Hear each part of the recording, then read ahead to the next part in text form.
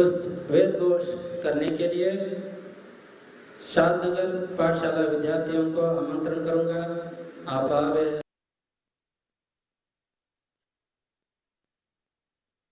वेद घोष कीजिए।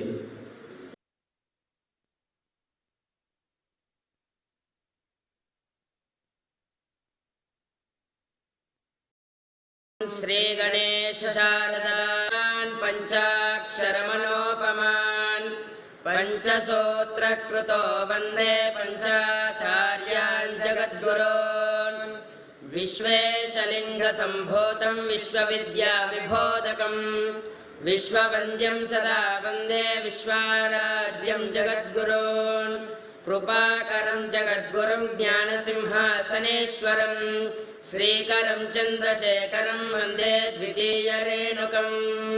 हरः ॐ दक्षं मे अन्य आवातु परान्यो वातु यद्रपः यजदो वातते गृहे मृतस्य निधिर्हितः ततो नो देहि जीवसे ततो नो देहि भेषजं ततो नो महावहवात आवातु भेषजम् शम्भोर्मयो भोर्नो हृदे प्रणायोगं शितारिषतो इन्द्रस्य गृहोऽसितं त्वा प्रपद्ये स गुस्साश्वः सहयन्मे हस्तितेन भो प्रपद्ये भुवः प्रपद्ये सुवः प्रपद्ये भोर्भुवः सुवः प्रपद्ये वायुं प्रपद्येना आर्तां देवतां प्रपद्येष्मानमाखनं प्रपद्ये प्रजापतेर्ब्रह्मकोशं ब्रह्म प्रपद्य ॐ प्रपद्ये अन्तरिक्षं उर्वन्तरं बृहदग्नयः पर्वताश्रयया वातः स्वस्त्या स्वस्तिमान्तया स्वस्तिमानसानि प्राणापानो मृत्योर्मापातं प्राणापानो मामाहासिष्टं मयि मेधां मयि प्रजां मय्यग्निस्तेजो ददातु मयि मेधां मयि प्रजां मयीन्द्र इन्द्रियं ददातु मयि मेधां मयि प्रजां मयि सूर्यो प्रजो ददातु। ॐ शान्ति शान्ति शान्तिः।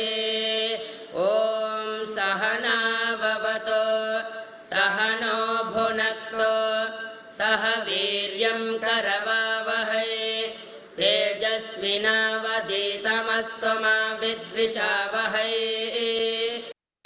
ॐ शान्ति शान्ति शान्तिः।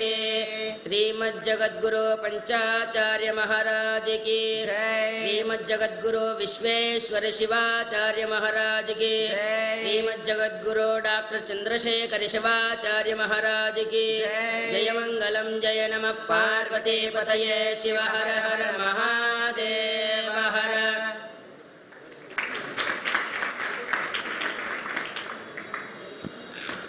सस्वर वेद घोष किए हुए शादनगर पाठशाला विद्यार्थियों को धन्यवाद।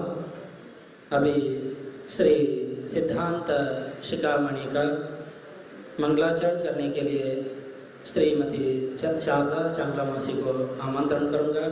आप आवे मंगलाचरण कीजिए।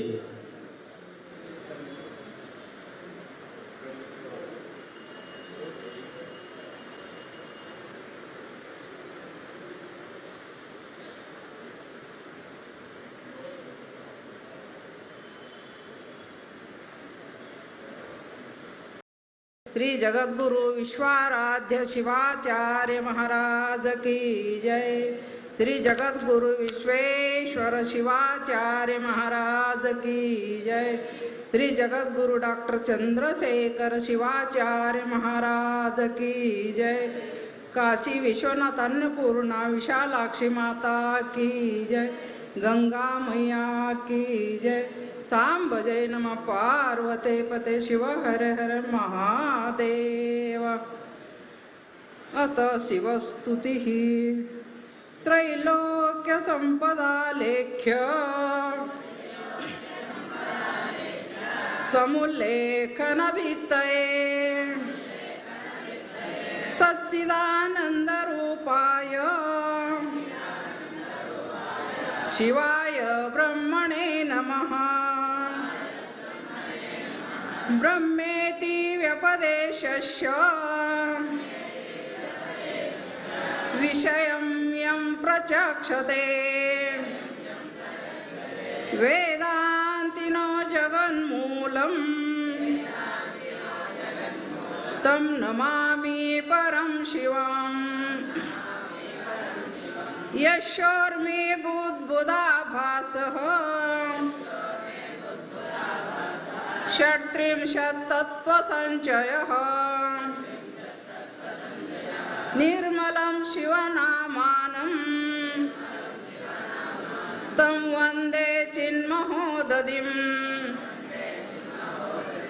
यद्भासा भासते विश्वं यत्सुखेनानुमोदते नमस्तस्मै गुणातीत विभवाय परात्मने सदाशिवमुखाशेष तत्त्वोन्मेषविधायिने निष्कलङ्कस्वभावाय नमः शान्ताय शम्भवे। स्वेच्छाविग्रहयुक्ताय स्वेच्छावर्तनवर्तिने स्वेच्छाकृतत्रिलोकाय नमः साम्बाय शम्भवे। यत्र विश्राम्यति सत्त्वं स्वाभाविकमनुत्तमम् नमस्तस्मै महेशाय महादेवाय शूलिने अत शक्तिस्तुतिः यामाहुः सर्वलोकानां प्रकृतिं शास्त्रपारगाः तां धर्मचारिणीं शम्भोः प्रणमामि परां शिवाम्। यया महेश्वर शम्भुः नामरूपादिसंयुतः तस्यै मायास्वरूपायै नमः परमशक्तये। शिवाद्यादिसमुत्पन्ना शान्त्यतीतपदोत्तरा मातरं तां समस्तानां वन्दे शिवकरीं शिवाम्। इच्छाज्ञानादिरूपेण या शम्भोर्विश्वभाविने वन्दे तां परमानन्द प्रबोधलहरीं शिवाम्। अमृतार्थं प्रपन्नानां या सुविद्याप्रदायिनी अहर्निशमहं वन्दे तामीशान मनोरमा। श्रीमद्जगद्गुरु पंचाचार्य महाराज की जय।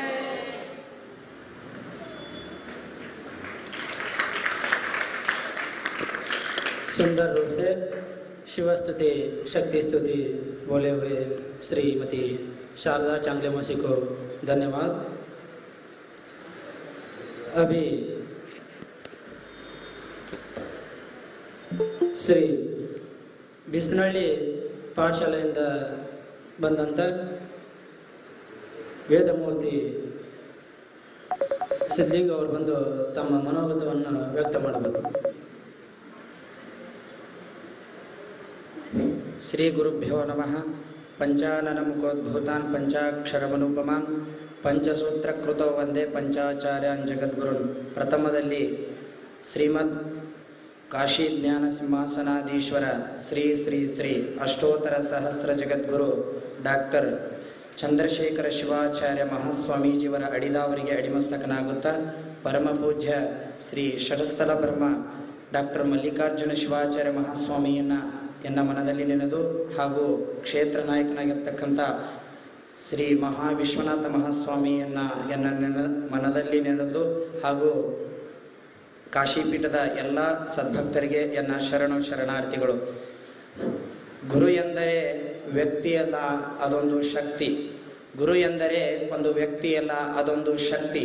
ಗುರುವಿನ ಬಗ್ಗೆ ಹೇಳಬೇಕಾದಂತಂದರೆ ಆದಿತ್ಯನಿಂದ ಜಗತ್ತಿಗೆ ಬೆಳಕು, ಆಧ್ಯಾತ್ಮರಿಂದ ಜಗತ್ತಿನಾದ್ಯಂತ ಬೆಳಕು, ಕಾಶಿಪೀಠದಿಂದ ಜ್ಞಾನಕ್ಕೆ ಬೆಳಕು. ಅಂದರೆ ಸೂರ್ಯ ಜಗತ್ತಿಗೆ ಬೆಳಕನ್ನು ನೀಡ್ತಾರೆ, ಸೂರ್ಯ ಜಗತ್ತಿಗೆ ಬೆಳಕನ್ನು ನೀಡ್ತಾನೆ. ಆಧ್ಯಾತ್ಮರು ಲೋಕ ಪರ್ಯಟನೆ ಮಾಡಿ ಜಗತ್ತಿನಾದ್ಯಂತ ಧರ್ಮದ ಮಾರ್ಗವನ್ನು ತಿಳಿಸುವ ನಿಟ್ಟಿನಲ್ಲಿ ಧರ್ಮ ಬೋಧನೆಯನ್ನು ಮಾಡ್ತಾರೆ, ಸಂಸ್ಕಾರ ಸಂಸ್ಕೃತಿಯನ್ನು ಬಿತ್ತವರು. ಹೀಗಾಗಿ ಆಧ್ಯಾತ್ಮರಿಂದ ಜಗತ್ತಿನಾದ್ಯಂತ ಬೆಳಕು, ಆದರೆ ಕಾಶಿಪೀಠದಿಂದ ಜ್ಞಾನಕ್ಕೆ ಬೆಳಕು. ಈ ಕಾಶಿಪೀಠದಿಂದ ಅನೇಕ ಜಗದ್ಗುರುಗಳು, ಶಿವಾಚಾರ್ಯರು, ಎಲ್ಲ ಸತ್ಸಂಪ್ರದಾಯದ ಸ್ವಾಮೀಜಿಯವರು ಜ್ಞಾನ ಅರ್ಜನೆಯನ್ನಾಗಿ ಮಾಡಿರ್ತಕ್ಕಂಥ ಪೀಠ. ಸಾಧಿಸಿದರೆ ವಿದ್ಯಾಪ್ರಾಪ್ತಿ, ಬೋಧಿಸಿದರೆ ಧರ್ಮ ಪ್ರಾಪ್ತಿ, ಕಷ್ಟಪಟ್ಟರೆ ಧನಪ್ರಾಪ್ತಿ. ಅಂದರೆ ಸಾಧನೆ ಮಾಡಬೇಕಾದಂದರೆ, ವಿದ್ಯೆಯನ್ನು ಗಳಿಸಬೇಕಾದಂದರೆ ಪರಿಶ್ರಮ ಬೇಕಾಗ್ತದೆ. ಬೋಧನೆ ಮಾಡಬೇಕಾತಂದರೆ ಮೊದಲು ಧರ್ಮದ ಮರ್ಮವನ್ನು ಅಳಿಬೇಕಾಗ್ತದೆ. ಆದರೆ ಈ ಪರಸ್ಥಳದಲ್ಲಿ ವಿದ್ಯೆ ಧನ. ಅಂದರೆ ಬೇರೆ ಸ್ಥಳಕ್ಕೆ ಹೋಗ್ಯದ ಅಂದರೆ ಜ್ಞಾನಾರ್ಜನೆ ಮಾಡಬೇಕಂತಂದರೆ ಅಲ್ಲೇ ವಿದ್ಯೆಯೇ ನಿಮಗೆ ಧನವಾಗಿರ್ತದೆ. ಆಪತ್ಕಾಲದಲ್ಲಿ ನಿಮಗೆ ಬುದ್ಧಿಯೇ ಧನ.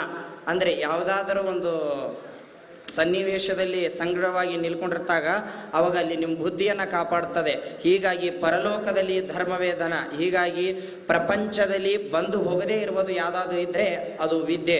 ಇಂಥ ವಿದ್ಯೆಯನ್ನು ಪಡಿಬೇಕಾದಂತಂದರೆ ನಾವು ಜಗದ್ಗುರು ಮಹಾಸನ್ನಿಧಾನಗಳವರು ಕಾಶಿಪೀಠದಲ್ಲಿ ಜ್ಞಾನಾರ್ಜನೆಗಾಗಿ ಎಲ್ಲ ಅನುಕೂಲ ವ್ಯವಸ್ಥೆಗಳನ್ನು ಮಾಡಿದ್ದಾರೆ. ಮತ್ತು ಈ ಪೀಠ ಏನಪ್ಪ ಅಂತಂತಂದರೆ ಜ್ಞಾನಾರ್ಜನೆಗಾಗಿ ಇರತಕ್ಕಂಥ ಪೀಠ. ಹರಮುನಿದರು ಗುರುಕಾಯುವನು ಎಂಬಂತೆ ಗುರುವಿನ ಕಾರುಣ್ಯ ಬೇಕಾಗುತ್ತದೆ. ಧರ್ಮನಿಷ್ಠಂ ಸತ್ಯನಿಷ್ಠಂ ತಪೋನಿಷ್ಠಂ ಜಗದ್ಗುರುಂ ಶಿವನಿಷ್ಠಂ ಒಂದೇ ಶ್ರೀ ಜಗದ್ಗುರು ಚಂದ್ರಶೇಖರಂ. ಹೀಗಾಗಿ ಜಗದ್ಗುರು ಮಹಾಸ್ವಾಮೀಜಿಯವರು ಧರ್ಮನಿಷ್ಠರು, ಸತ್ಯನಿಷ್ಠರು, ತಪೋನಿಷ್ಠರು ಆಗಿರ್ತಕ್ಕಂಥ ಶಿವನ ಸ್ವರೂಪರು. ಹರನ ರೂಪ ಶಿವನ ಸ್ವರೂಪ, ಗುರುರೂಪ ಶ್ರೀ ಜಗದ್ಗುರು ಚಂದ್ರಶೇಖರ ಪ್ರಭುರೂಪ. ಮಹಾಸ್ವಾಮೀಜಿಗಳು ಹೆಂಗಂತಂದರೆ ಹರನ ರೂಪ ಶಿವನ ಸ್ವರೂಪರಾಗಿ, ಗುರುರೂಪ ಶ್ರೀ ಜಗದ್ಗುರು ಚಂದ್ರಶೇಖರ ಮಹಾಸ್ವರೂಪರಾಗಿರ್ತಕ್ಕಂಥವರು.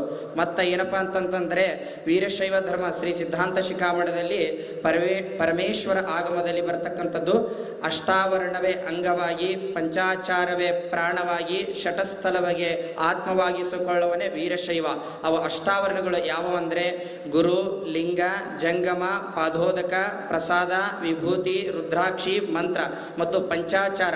ಲಿಂಗಾಚಾರ, ಸದಾಚಾರ, ಶಿವಾಚಾರ, ಗಣಾಚಾರ, ವೃತ್ತಾಚಾರ ಮತ್ತು ಶಟಸ್ಥಲ ಆಗಿರ್ತಕ್ಕಂಥ ಭಕ್ತ, ಮಹೇಶ, ಪ್ರಸಾದಿ, ಪ್ರಾಣಲಿಂಗ, ಶರಣ, ಐಕ್ಯ. ಅಂದರೆ ಇವನ್ನೆಲ್ಲ ಮನುಷ್ಯನು ಧರ್ಮದ ಮಾರ್ಗದಲ್ಲಿ ಆಚರಣೆಯನ್ನು ಮಾಡಿದಾಗ ಮಾತ್ರ ಅವನು ನಿಜವಾದ ಶ್ರೇಷ್ಠವಾದಂಥ ವೀರಶೈವನಾಗ್ತಾನೆ ಅನ್ನೋದು. ಮತ್ತು ಪಂಚಭೂತಗಳಾಗಿರ್ತಕ್ಕಂಥ ಒಂದು ಪಂಚಾಚಾರ ಸಂಕೇತವಾಗಿರ್ತಕ್ಕಂಥ ಪಂಚಭೂತಗಳು. ಪೃಥ್ವಿ ಅಂತಂತಂದರೆ ಸಹನ ಶಕ್ತಿ. ಈ ಪೃಥ್ವಿ ಅಂತ ಏನಪ್ಪ ಅಂತಂದ್ರೆ ಸಹನವಾದಂಥ ಶಕ್ತಿ ಇರ್ತದೆ. ಮತ್ತು ಜಲ ಹೇಗೆ ಇರ್ತದೆ ಅಂತಂದರೆ ಶುದ್ಧತೆವಾಗಿರ್ತದೆ. ಮತ್ತು ಗಾಳಿಯಲ್ಲಿ ಯಾವುದೇ ರೀತಿಯಂಥ ಕ್ರಿಯಾಶೀಲತೆ ಇರ್ತದೆ.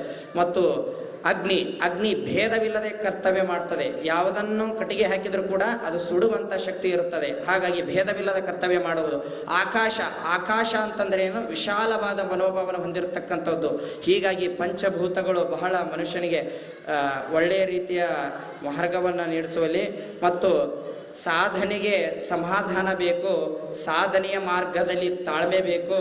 ಸಾಧನೆಗೆ ಸಮಾಧಾನ ಬೇಕು, ಸಾಧನೆ ಮಾರ್ಗದಲ್ಲಿ ತಾಳ್ಮೆ ಬೇಕು.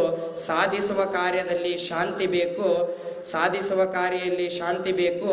ಸಾಧನೆಯು ಸತ್ವವನ್ನು ಅರಿಯಲು ಉತ್ತಮ ಮನಸ್ಸು ಬೇಕು. ಇವೆಲ್ಲಗಳು ಇದ್ದರೂ ಕೂಡ ಗುರು ಎಂಬ ಶಕ್ತಿ ಬೇಕು. ಗುರು ಎಂಬ ಶಕ್ತಿ ಇದ್ದಾಗ ನಿಮ್ಮ ಪರಿಶ್ರಮ ಎಂಬುದು ಸಾಧನೆಗೆ ಸತತವಾದ ಪ್ರಯತ್ನ, ಸಾಧನೆ ರಹಸ್ಯವಾಗಿರುತ್ತೆ. ಹಾಗಾಗಿ ಗುರುವಿನ ಶಕ್ತಿ ಈ ಜಗತ್ತಿನಲ್ಲಿ ಬಹಳ ದೊಡ್ಡದು. ಹಾಗಾಗಿ ಗುರು ಕಾರುಣ್ಯ ಬೇಕಾದಂತಂದ್ರೆ ಈ ಜಗತ್ತಿನಲ್ಲಿ ಹರಮುನಿದರು ಗುರು ಕಾಯುವನು. ಗುರು ಬ್ರಹ್ಮ, ಗುರು ವಿಷ್ಣು, ಗುರುದೇವೋ ಮಹೇಶ್ವರ. ಬ್ರಹ್ಮ ವಿಷ್ಣು ಮಹೇಶ್ವರ ಸಂಕೇತವಾಗಿ ಗುರುವಿನನ್ನ ಹೋಲಿಕೆ ಮಾಡ್ತಾ ಇದ್ದಾರೆ. ಹಾಗಾಗಿ ಈ ಜಗತ್ತು ಗುರುವಿನಿಂದ, ಈ ಗುರುವಿನ ಮಾರ್ಗದಲ್ಲಿ ಗುರು ಕೊಟ್ಟಂತ ಉಪದೇಶ, ಸಂಸ್ಕಾರ, ಸಂಸ್ಕೃತಿಯಲ್ಲಿ ನಾವೆಲ್ಲ ಸನ್ಮಾರ್ಗದಲ್ಲಿ ನಡೆಯಬೇಕು ಎನ್ನೋದು. ಮತ್ತು ಸರ್ವೋಚ್ಚ ನ್ಯಾಯಾಧೀಶ ಮರಣದಂಡನೆ ಶಿಕ್ಷಣೆ ಮಾಡಿದರೆ ಅದನ್ನು ಕ್ಷಮಾಪಣೆ ಮಾಡುವ ಅಧಿಕಾರ ಯಾರಿಗಾದ್ರು ಇರ್ತದೆ ಅಂದ್ರೆ ಅದು ರಾಷ್ಟ್ರಪತಿಗೆ ಇರುತ್ತದೆ. ಹಾಗಾಗಿ ಇಲ್ಲಿ ಸರ್ವೋಚ್ಚ ನ್ಯಾಯಾಲಯ ಅಂದ್ರೆ ಶಿವ, ನಮಗೆ ಪರಮಾತ್ಮ. ರಾಷ್ಟ್ರಪತಿ ಯಾರಪ್ಪ ಅಂತಂದ್ರೆ ಗುರು. ಅಂದ್ರೆ ಸರ್ವೋಚ್ಚ ನ್ಯಾಯಾಧೀಶ ಮರಣದಂಡನೆ ಕ್ಷಮಾಪಣೆ ಮಾಡುವ ಅಧಿಕಾರ ಆ ಶಿವನಿಗೆ ಇರ್ತದೆ. ಆಗ ರಾಷ್ಟ್ರಪತಿ ಆಗಿರ್ತಕ್ಕಂಥವನು ಯಾರಪ್ಪ ಅಂದ್ರೆ ಅದಕ್ಕೆ ದೊಡ್ಡವನಾಗಿರ್ತಕ್ಕಂಥ ಇಡೀ ಜಗತ್ತಿಗೆ ಅಂದ್ರೆ ಗುರು. ಹಾಗಾಗಿ ಗುರು ಕಾರುಣ್ಯ, ಏನೋ ನಾವೇನಾದರೂ ತಪ್ಪನ್ನ ಮಾಡಿದಾಗ ಅದನ್ನ ಕ್ಷಮಾಪಣೆ ಮಾಡುವಂತ ಮನಸ್ಸು ಯಾವ್ದ ಅಂತಂದ್ರೆ ಅದು ಗುರುವಿನಿಗೆ ಆಗಿ. ಹೀಗಾಗಿ ಗುರುಪದೇಶಂ ಆತ್ಮ ಪ್ರಕಾಶಂ. ಗುರುವಿನನ್ನ ಈಗ ನಾವು ಏನಾದರೂ ಸಾಧನೆ ಮಾಡಬೇಕಾದ ಅಂತಂದ್ರೆ ಒಂದು ದಡದಿಂದ ಮತ್ತೊಂದು ದಡಕ್ಕೆ ಹೇಗೆ ನಾವು ಹೋಗಬೇಕಂತಂದ್ರೆ ಒಂದು ದೋಣಿ ಬೇಕು ಮಾರ್ಗವಾಗಿ. ಆ ದೋಣಿ ಹೆಂಗಿರ್ಬೇಕಂತಂದ್ರೆ ನಾವು ಒಂದು ನೆಲದಲ್ಲಿ ಸುತ್ತಾ ಹೋದಂಗೆ ಹಾಗೆ ಸುತ್ತಿದರೆ ತಿರುಗ್ತಾ ಬೀಳ್ತವೆ. ಒಂದು ಕೋಲನ್ನು ಹಿಡ್ಕೊಂಡು ಸುತ್ತಾ ಹೋದರೆ ನಾವು ಹೇಗೆ ತಿರುಗ್ತವೆ ಹಾಗೆ ಕೋಲು ಎಂಬುದು ಗುರುವಾಗಿರ್ತದೆ. ಒಂದು ದಡದಿಂದ ಮತ್ತೊಂದು ದಡಕ್ಕೆ ನಾವು ಹೋಗ್ಬೇಕಾದಂತಂದ್ರೆ ಗುರು ಎಂಬ ಕಾರುಣ್ಯ ಇದ್ದಾಗ ಮಾತ್ರ ಆ ದಡ ಅಂದ್ರೆ ಈ ದಡದಿಂದ ಆ ದಡಕ್ಕೆ ಭವಸಾಗರವನ್ನು ದಾಟಬೇಕಾದ್ರೆ ಗುರು ಎಂಬ ಕಾರುಣ್ಯ ಇದ್ದಾಗ ಮಾತ್ರ ಸಾಧ್ಯ. ಹೀಗಾಗಿ ಗುರುವಿನ ಶಕ್ತಿ ಜಗತ್ತಿನಲ್ಲಿ ಬಹಳ ದೊಡ್ಡದು. ಹೀಗಾಗಿ ಗುರುವಿನ ಕಾರುಣ್ಯ ನಮಗೆ ಅತ್ಯಮೂಲ್ಯವಾಗಿರತಕ್ಕಂಥದ್ದು. ಮತ್ತು ಒಬ್ಬ ಶಿಷ್ಯನು ಉತ್ತಮವಾಗಿ ಸಂಸ್ಕಾರ ಸಂಸ್ಕೃತಿ ಬೆಳೆಬೇಕಾದರೆ 4 ಮುಖ್ಯವಾದಂಥ ಅಂಶಗಳು: ಸುನನ, ಬೋಲನ, ಪಠನ, ಲಿಖನ. ಉತ್ತಮವಾಗಿರ್ತಕ್ಕಂಥ ವಿದ್ಯಾಭ್ಯಾಸ ಮಾಡಬೇಕಾದಂದರೆ ಗ್ರಹಿಕೆ ಮತ್ತು ಹೇಳಿಕೊಟ್ಟಂತಕ್ಕದ್ದು ಮನನ ಮಾಡೋದು ಮತ್ತು ಓದುವುದು, ಬರೆಯೋದು, ಇವೆಲ್ಲ 4 ಅಂಶ ಇದ್ದಾಗ ಮಾತ್ರ ಉತ್ತಮವಾದ ಶಿಷ್ಯ ಉತ್ತಮವಾದ ಜ್ಞಾನಾರ್ಜನೆ ಮಾಡಬೇಕಾಗ್ತದೆ. ಹೀಗಾಗಿ ನನ್ನೆರಡು ಒಂದು ಮಾತುಗಳನ್ನು ಜಗದ್ಗುರು ಮಹಾಸನ್ನಿಧಾನಗಳಿಗೆ ಪಾದಗಳಿಗೆ ನಮಿಸುತ್ತಾ ನಾನು 2 ಮಾತುಗಳು ಮುಗಿಸ್ತೇನೆ. ಓಂ ಶಿವಲಿಂಗ.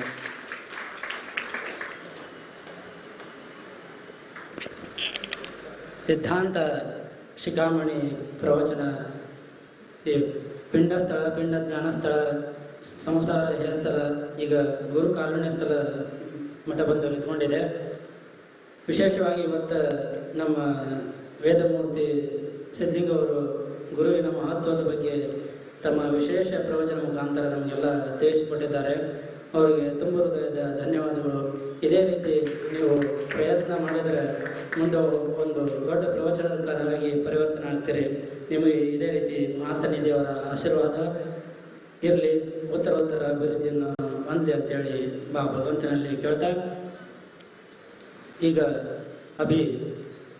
ಹಾಗೆ इसी श्री गुरुकुल के श्री जगतगुरु विश्वाराध्य गुरुकुल का साधक श्री चन्नबसव देव, आप आके अपना मनोगत व्यक्त कीजिए.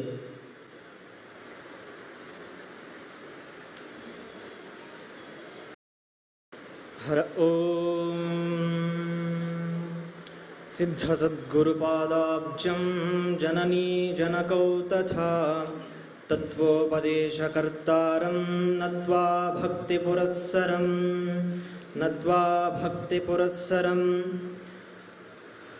ಆದಿಯಲ್ಲಿ ಎನ್ನಾರಾಧ್ಯ ದೈವ ಸದ್ಗುರು ಸಿದ್ಧಾರೂಢರನ್ನ ಎನ್ನ ಹೃನ್ಮಂದಿರದಲ್ಲಿ ಧ್ಯಾನಿಸುತ್ತಾ ತತ್ಸ್ವರೂಪಿಗಳಾದ ಗುರುನಾಥಾರೂಢರನ್ನ ಹೃನ್ಮಂದಿರದಲ್ಲಿ ಧ್ಯಾನಿಸುತ್ತಾ ಯೋಗಿರಾಜ ಸದ್ಗುರು ನಾಗಭೂಷಣ ಶಿವಯೋಗಿಗಳನ್ನು ಧ್ಯಾನಿಸುತ್ತಾ ಎನ್ನಾತ್ಮೋದ್ಧಾರ ಕರ್ತೃಗಳಾದ ಎನ್ನ ಗುರುದೇವರ ಚರಣಾರವಿಂದಗಳಲ್ಲಿ ನಮಿಸುತ್ತಾ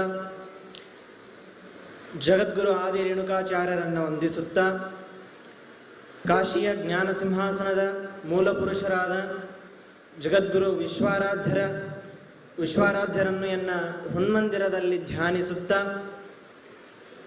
ಸದ್ಯತ್ಕಾಲದಲ್ಲಿ ಪ್ರಸಕ್ತವಾಗಿ ಈ ಕಾಶಿಯ ಜ್ಞಾನ ಸಿಂಹಾಸನದ ಮೇಲೆ ವಿರಾಜಮಾನರಾಗಿ ನಮ್ಮೆಲ್ಲರ ಉದ್ಧಾರಕ್ಕಾಗಿ ವಿರಾಜಮಾನರಾಗಿರ್ತಕ್ಕಂಥ 1008 ಜಗದ್ಗುರು ಡಾಕ್ಟರ್ ಚಂದ್ರಶೇಖರ ಶಿವಾಚಾರ್ಯ ಸ್ವಾಮೀಜಿಯವರ ಚರಣಾರವಿಂದಗಳಲ್ಲಿ ಅನಂತ ನಮನಗಳನ್ನು ಸಲ್ಲಿಸುತ್ತಾ ಹಾಗೂ ವಿಶ್ವಾರಾಧ್ಯ ಗುರುಕುಲದ ಸಮಸ್ತ ಸಾಧಕ ಬಳಗಕ್ಕೂ ನಮಸ್ಕರಿಸುತ್ತಾ ಇಲ್ಲಿ ಸೇರಿರುವ ಶರಣ ತಂದೆ ತಾಯಿಗಳೇ, ನಿಮ್ಮೆಲ್ಲರಿಗೂ ಶರಣಾರ್ಥಿಗಳು. ಪ್ರತಿ ದಿವಸ ಇಲ್ಲಿ ಸಿದ್ಧಾಂತ ಶಿಖಾಮಣಿಯ ವಿಚಾರವನ್ನು ಕುರಿತಾಗಿ ಪ್ರವಚನಗೋಷ್ಠಿ ನಡೀತಾ ಇದೆ. ಅದೇ ಪ್ರವಚನಗೋಷ್ಠಿಯಲ್ಲಿ ಇವತ್ತು ಆರಿಸಿಕೊಂಡಂಥ ವಿಷಯ ಗುರುಕಾರುಣ್ಯ ಸ್ಥಳ ಅಂತೇಳಿ. ಮೊದಲಿಗೆ ನಾನು ನಿಮ್ಗೊಂದು ಪ್ರಶ್ನೆ ಮಾಡ್ತೀನಿ. ನೀವೆಲ್ಲ ಬಂದಿರಲಿಲ್ಲ ಕಾಶಿಗೆ, ಕಾಶಿ ಯಾತ್ರೆ ಮಾಡಕ್ಕೆ ಬಂದಿದ್ದಿರಲ್ಲ, ಕಾಶಿ ಯಾತ್ರೆ ಮಾಡ್ಲಿಕ್ಕೆ ಕಾರಣ ಏನು ಕಾರಣ? ಸುಮ್ಮನೆ ಯಾರೂ ಬರಲ್ಲ, ಫಲ ಇಲ್ಲದೇನೆ. ಪ್ರಯೋಜನವನುದ್ದೇಶ್ಯ ನಮಂದೋಪಿ ಪ್ರವರ್ತತೆ ಅಂತೇಳಿ ಶಾಸ್ತ್ರಗಳು ಹೇಳಿದೆವು. ದಡ್ಡ ಆದನಂದ್ರೆ ಅವನಿಗೆ ಏನು ಪ್ರಯೋಜನ ಸಿಗಲ್ಲ, ಅಂದರೆ ಅವನು ಯಾವುದೇ ಕೆಲಸದಲ್ಲಿ ಅವನು ಪ್ರವೃತ್ತಿ ಆಗಲ್ಲ, ಯಾವುದೇ ಕೆಲಸನೂ ಮಾಡಲ್ಲ. ಒಬ್ಬ ಹಮಾಲಿ ದುಡಿತಾನಂತಂದರೆ ಅವನಿಗೇನೋ ಒಂದು 5 ಪೈಸಾ ಕೊಡ್ತೀವಪ್ಪ ಅಂತಂದರೆ ಮಾತ್ರ ಅವನು ದುಡಿತಾನೆ, ಇಲ್ಲಾಂದ್ರೆ ಯಾರೂ ದುಡಿಯಲ್ಲ. ಹಾಗೆ ನೀವು ಕಾಶಿ ಯಾತ್ರೆ ಮಾಡ್ಲಿಕ್ಕೆ ಬಂದಿರಲ್ಲ, ಯಾವ ಕಾರಣ ಇಟ್ಕೊಂಡು ಕಾಶಿ ಯಾತ್ರೆ ಮಾಡ್ತೀರಿ? ಒಂದೇ ಕಾರಣ. ಕಾಶಿ ಯಾತ್ರೆ ಅಂತಲ್ಲ, ಪುಣ್ಯಸ್ಥಳದ ಒಂದು ಪಾದಯಾತ್ರೆ ಮಾಡ್ತೀವಿ ಅಂದರೂ ಅದರಿಂದ ಒಂದು ಕಾರಣ ಇರ್ತದೆ. ಪುಣ್ಯ ಸಿಗ್ಲಪ್ಪ, ನಮ್ಮ ಪಾಪಗಳ ನಾಶ ಆಗಲಿ, ನಮ್ಗೆ ಪುಣ್ಯ ಸಿಗಲಿ ಅಂತೇಳಿ. ಅದರಿಂದ ಇನ್ನೊಂದು ಅಭಿಲಾಷೆ ಇದೆ, ಏನಂದರೆ ನಮಗೆ ಜನ್ಮಾಂತರಗಳಲ್ಲಿ ಮಾಡಿದೆಲ್ಲ ಪಾಪಗಳ ನಾಶ ಆಗಬೇಕು, ನಮಗೆ ಪುಣ್ಯ ದೊರಕಬೇಕು, ಪುಣ್ಯದಿಂದ ನಮಗೆ ಸುಖ ಪ್ರಾಪ್ತಿ ಆಗಬೇಕು ಅಂತ ಮನುಷ್ಯ ಯಾವತ್ತೂ ಹಂಬಲಿಸುವುದು ಸುಖದ ಪ್ರಾಪ್ತಿಗೋಸ್ಕರನೇ. ಯಾರೂ ನನಗೆ ದುಃಖ ಬೇಕು ಅಂತೇಳಿ ಬಯಸೋದಿಲ್ಲ, ಸುಖ ಬೇಕಂತಲೇ ಎಲ್ಲರೂ ಬಯಸ್ತಾರೆ. ಆ ಸುಖಕ್ಕಾಗಿ ಏನೇನು ಮಾಡಬೇಕು? ಶಾಸ್ತ್ರಗಳು ಏನೇನೋ ಕ್ರಮಗಳೆಲ್ಲ ಹೇಳ್ಕೊಂಡು ಬಂದಿದ್ದಾರೆ. ಅಂತಹ ಶಾಸ್ತ್ರಗಳನ್ನು ವಿಸ್ತಾರ ಮಾಡಿರ್ತಕ್ಕಂಥ ಗ್ರಂಥಗಳಲ್ಲಿ ಈ ಗ್ರಂಥನೂ ಒಂದು. ಮೊದಲಿಗೆ ಹೇಳ್ಕೊಂಬಂದರು ಪಿಂಡಸ್ಥಲ, ಪಿಂಡಜ್ಞಾನ ಸ್ಥಳ, ಸಂಸಾರ ಹೇಯ ಸ್ಥಳ ಅಂತೇಳಿ. ಆ ಗ್ರಂಥವನ್ನು 2 ಭಾಗ ಮಾಡ್ತಾರೆ, ಒಂದು ಅಂಗಸ್ಥಲ, ಒಂದು ಲಿಂಗಸ್ಥಲ ಅಂತೇಳಿ. ಅದೆಲ್ಲ ಗೊತ್ತಿರಬಹುದು ಬಹುಶಃ. ಅಂಗಸ್ಥಳದಲ್ಲಿ ಭಕ್ತಸ್ಥಲ ಅಂತೇಳಿ ಮೊದಲಿಗೆ ಯಾವುದೇ ಒಂದು ಕಾರ್ಯ ಮಾಡಬೇಕಂದ್ರೆ ಭಕ್ತನಾಗೆ ನಾವು ಶರಣಾಗಬೇಕಾಗತ್ತೆ. ಈಗ ಯಾರಾದರೂ ನೀವು ಏನೇ ಕೆಲಸ ಮಾಡಿಸ್ಕೋಬೇಕಪ್ಪ MLA ಅಂದರೆ ಅವನ ಮುಂದಿನ ತಲೆ ಬಾಗೆ ನೀವು ಮುಂದಿನ ಕೆಲಸ ಮಾಡಿಸ್ಕೋತೀರಿ. ಅಂದರೆ ಅಂಥ MLA ಮುಂದೆ ನೀವು ಸಣ್ಣ ವಿಷಯಕ್ಕೆ ಬಾಗ್ತೀರಿ, ಅವ್ರ ರಾಜಕಾರಣಿ ಮುಂದೆ ನೀವು ಬಾಗ್ತೀರಿ, ಅಂಥವ್ರ ಮುಂದೆ ಬಾಗ್ತೀರಿ. ಅಂದರೆ ಇನ್ನು ಜನ್ಮದ ಅತ್ಯಂತ ಮಹಾ ಉದ್ದೇಶ ಯಾವುದು ಐತೆ ಅಂದರೆ ಅದು ಪರಮಸುಖ ಪಡೆಯೋದೈತಿ. ಅಂದಮೇಲೆ ಆ ಪರಮಸುಖ ಪಡೆಯೋಕ್ಕೆ ನಾನು ಭಕ್ತನಾಗ್ತಿದ್ರೆ ಹಂಗೆ. ಅದಕ್ಕೆ ಮೊದಲಿಗೆ ಹೇಳಿದ್ದೆ ಭಕ್ತಸ್ಥಳ. ಭಕ್ತಸ್ಥಳದೊಳಗೂ ಉಪಸ್ಥಳಗಳನ್ನು ಹೇಳ್ಕೊಂಬರ್ತಾರೆ. ಪಿಂಡಸ್ಥಳ ಅಂದರೆ ಪಿಂಡ ಯಾವುದು? ಪಿಂಡ ಅಂತ ಯಾರಿಗೆ ಅನ್ಬೇಕು ಅಂತಂದರೆ ಅವನ ಪಾಪಗಳನ್ನು ಕಳ್ಕೊಂಡು ಪುಣ್ಯದ ಹಾದಿಯಲ್ಲಿ ಶುದ್ಧಾಂತಕರಣವಾಗಿ ಅವನು ಮುಂದೆ ಸಾಗುವವನಿಗೆ ಪಿಂಡಸ್ಥಳ ಅಂತಾರೆ. ಪಿಂಡ ಜ್ಞಾನ ಸ್ಥಳ ಅಂದರೆ ಈ ದೇಹ ಯಾವುದು, ಆತ್ಮ ಏನು, ಅನಾತ್ಮ ಯಾವುದು, ಇದರ ಜ್ಞಾನ ಅವನಿಗಾದರೆ ಅವನು ಪಿಂಡ ಜ್ಞಾನ ಸ್ಥಳಿ ಅಂತ ಅನಿಸ್ಕೊಳ್ತಾನೆ. ಮುಂದೆ ಸಂಸಾರ ಹೇಯ ಸ್ಥಳ ಅಂತ ಹೇಳಿದ್ರು. ಸಂಸಾರ ಹೇಯ ಸ್ಥಳ ಅಂದರೆ ಅಂದರೆ ತ್ಯಾಗ ಮಾಡುವುದು. ಸಂಸಾರವನ್ನು ಯಾವ ರೀತಿ ನಾವು ತ್ಯಾಗ ಮಾಡ್ತೇವೆ? ಸಂಸಾರ ತ್ಯಾಗ ಮಾಡೋದಾಗಲ್ಲ. ಸಂಸಾರ ತ್ಯಾಗ ಮಾಡ್ಬೇಕಂದ್ರೆ ಸಂಸಾರದ ಒಂದು ಅಂಶ ಈ ದೇಹನೂ ಐತಿ. ದೇಹ ತ್ಯಾಗ ಮಾಡಿದ್ರೆ ಮುಂದಿನ ಸಾಧನೆ ಹೆಂಗೆ? ಸಂಸಾರ ತ್ಯಾಗ ಮಾಡೋದಂದ್ರೆ ಏನು? ಅದರ ಮೇಲೆ ಅವನಿಗೆ ಇಚ್ಛೆ ಇರಬಾರ್ದು. ಸಂಸಾರದ ಮೇಲೆ ನಡೆಸಬೇಕು. ಸಂಸಾರ ನಡೆಸೋದು ತಪ್ಪಲ್ಲ. ಸಂಸಾರ ತ್ಯಾಗ ಮಾಡುವಂತ ಸಂಸಾರದಲ್ಲಿ ಎಲ್ಲ ಮನೆಯೆಲ್ಲ ಬಿಟ್ಟು ಬಂದು ಎಲ್ಲರನ್ನ ಸನ್ಯಾಸ ಆಗಂತೂ ಹೇಳಲ್ಲ. ಅದರ ಮೇಲೆ ನಮಗೆ ಸಂಸಾರ ದುಃಖ ಕಾರಣದನೋ ನಮಗೆ ಸುಖ ಕಾರಣದನೋ ಅದ್ರ ವಿಚಾರ ಮಾಡ್ಬೇಕು. ಮೊದಲು ವಿಚಾರ, ಯಾವುದ್ರಲ್ಲಿ ವಿಚಾರ ಮಾಡದೆ ನಮ್ಗೆ ಯಾವುದೂ ಇದು ಆಗಲ್ಲ, ಜ್ಞಾನ ಆಗಲ್ಲ. ವಿಚಾರ ಮಾಡ್ಬೇಕು. ಅದು ಸಂಸಾರ ನಮ್ಮ ದುಃಖಕ್ಕೆ ಕಾರಣ ಐತಿ. ನಾವು ಸುಖ ಬಯಸ್ತೀವಿ, ಅದು ನಮ್ಗೆ ದುಃಖ ಕೊಡ್ತದೆ. ದುಃಖ ಕೊಡ್ತದಂದ್ರೆ ನಮ್ಗೆ ಅದ್ರ ಮೇಲೆ ಯಾಕೆ ಮನಸ್ಸು?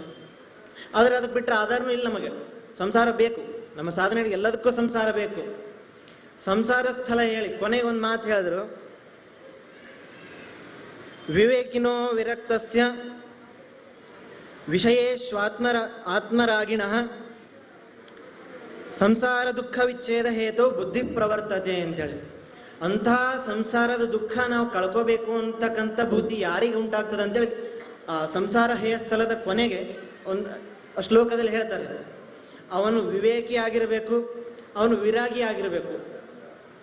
ಅಷ್ಟೇ ಅಲ್ಲ, ಇದನ್ನು ಉಳಿದು ಇನ್ನು ಬೇರೆ ಶಾಸ್ತ್ರಗಳಲ್ಲಿ ಒಟ್ಟು ಸಾಧನ ಚತುಷ್ಟಯ ಸಂಪನ್ನನಾಗಿರ್ಬೇಕು ಅಂತೇಳಿ ಹೇಳ್ತಾರೆ ಅವರು. ಸಾಧನ ಚತುಷ್ಟಯಗಳಂದ್ರೆ ಯಾವ್ಯಾವು? ವಿವೇಕ, ವೈರಾಗ್ಯ, ಶಮಾಧಿ ಷಟ್ಕ ಸಂಪತ್ತಿ ಮತ್ತು ಮುಮುಕ್ಷತ್ವ ಅಂತೇಳಿ ಸಾಧನ ಷಟ್ಕ ಸಾಧನ ಚತುಷ್ಟಯಗಳು. ವಿವೇಕ ಅಂದ್ರೆ ಏನು? ವಿವೇಕ ಅಂದ್ರೆ ಸಾಮಾನ್ಯವಾಗಿ ಈ ದೇಹ ಷಡ್ವಿಕಾರಗಳಿಂದ ಕೂಡಿದೆ. ಯಾವ್ಯಾವ ವಿಕಾರ? ಇದು ಹುಟ್ಟುತ್ತದೆ, ಸಾಯ್ತದೆ. ಒಟ್ಟು 6 ವಿಕಾರಗಳನ್ನು ಹೇಳ್ತಾರೆ. ಯಾವ್ಯಾವು? ಅಸ್ಥಿ, ಜಾಯತೆ, ವರ್ಧತೆ, ವಿಪರಿಣಮತೆ, ಅಪಕ್ಷೀಯತೆ, ವಿನಶ್ಯತೆ ಅಂತೇಳಿ 6 ವಿಕಾರಗಳನ್ನ ಶಾಸ್ತ್ರ ಹೇಳುತ್ತೆ. ಆದರೆ ಸಾಮಾನ್ಯವಾಗಿ ನಾವು ವಿಚಾರ ಮಾಡೋದಾದ್ರೆ ಇದು ಹುಟ್ಟುತ್ತದೆ, ಸಾಯ್ತದೆ. ಇದು ಇರೋತನ ಸುಖನೂ ಕೊಡ್ತದೆ, ದುಃಖನೂ ಕೊಡ್ತದೆ. ಆದರೆ ಶಾಶ್ವತವಾದ ಸುಖ ಮಾತ್ರ ಇದು ಕೊಡಲ್ಲ. ಶಾಶ್ವತ ಸುಖ ಕೊಡೋದು ಯಾವುದು? ಆತ್ಮ ಯಾವುದು? ಇದು ಅನಾತ್ಮ ಯಾವುದು ಅಂತೇಳಿ ವಿಚಾರ ಮಾಡೋದು ವಿವೇಕ.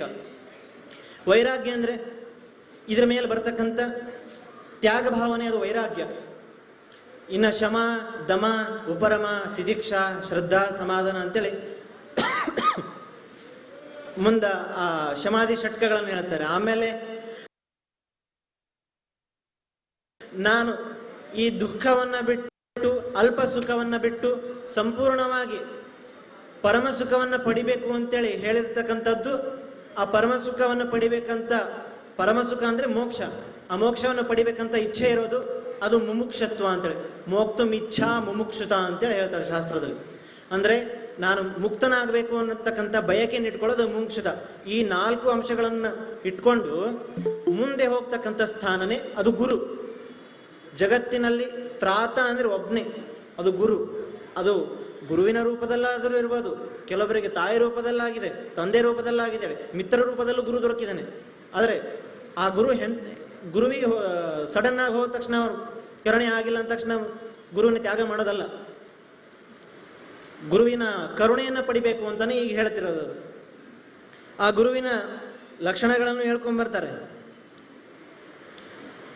ಫಸ್ಟಿಗೆ ಏನ್ ಹೇಳಿದ್ರು? ತಥೋ ವಿವೇಕ ಸಂಪನ್ನೋ ವಿರಾಗಿ ಶುದ್ಧ ಮಾನಸಃ ಜಿಜ್ಞಾಸು ಸಂಸಾರ ದೋಷ ಧ್ವಂಸಕ ಶಿವಂ ಉಪೇತ್ಯ ಲೋಕ್ಯ ವಿಖ್ಯಾತಂ ಲೋಭಮೋಹ ವಿವರ್ಜಿತಂ ಆತ್ಮತತ್ವ ವಿಚಾರಜ್ಞಂ ವಿಮುಕ್ತ ವಿಷಯ ಭ್ರಮಂ.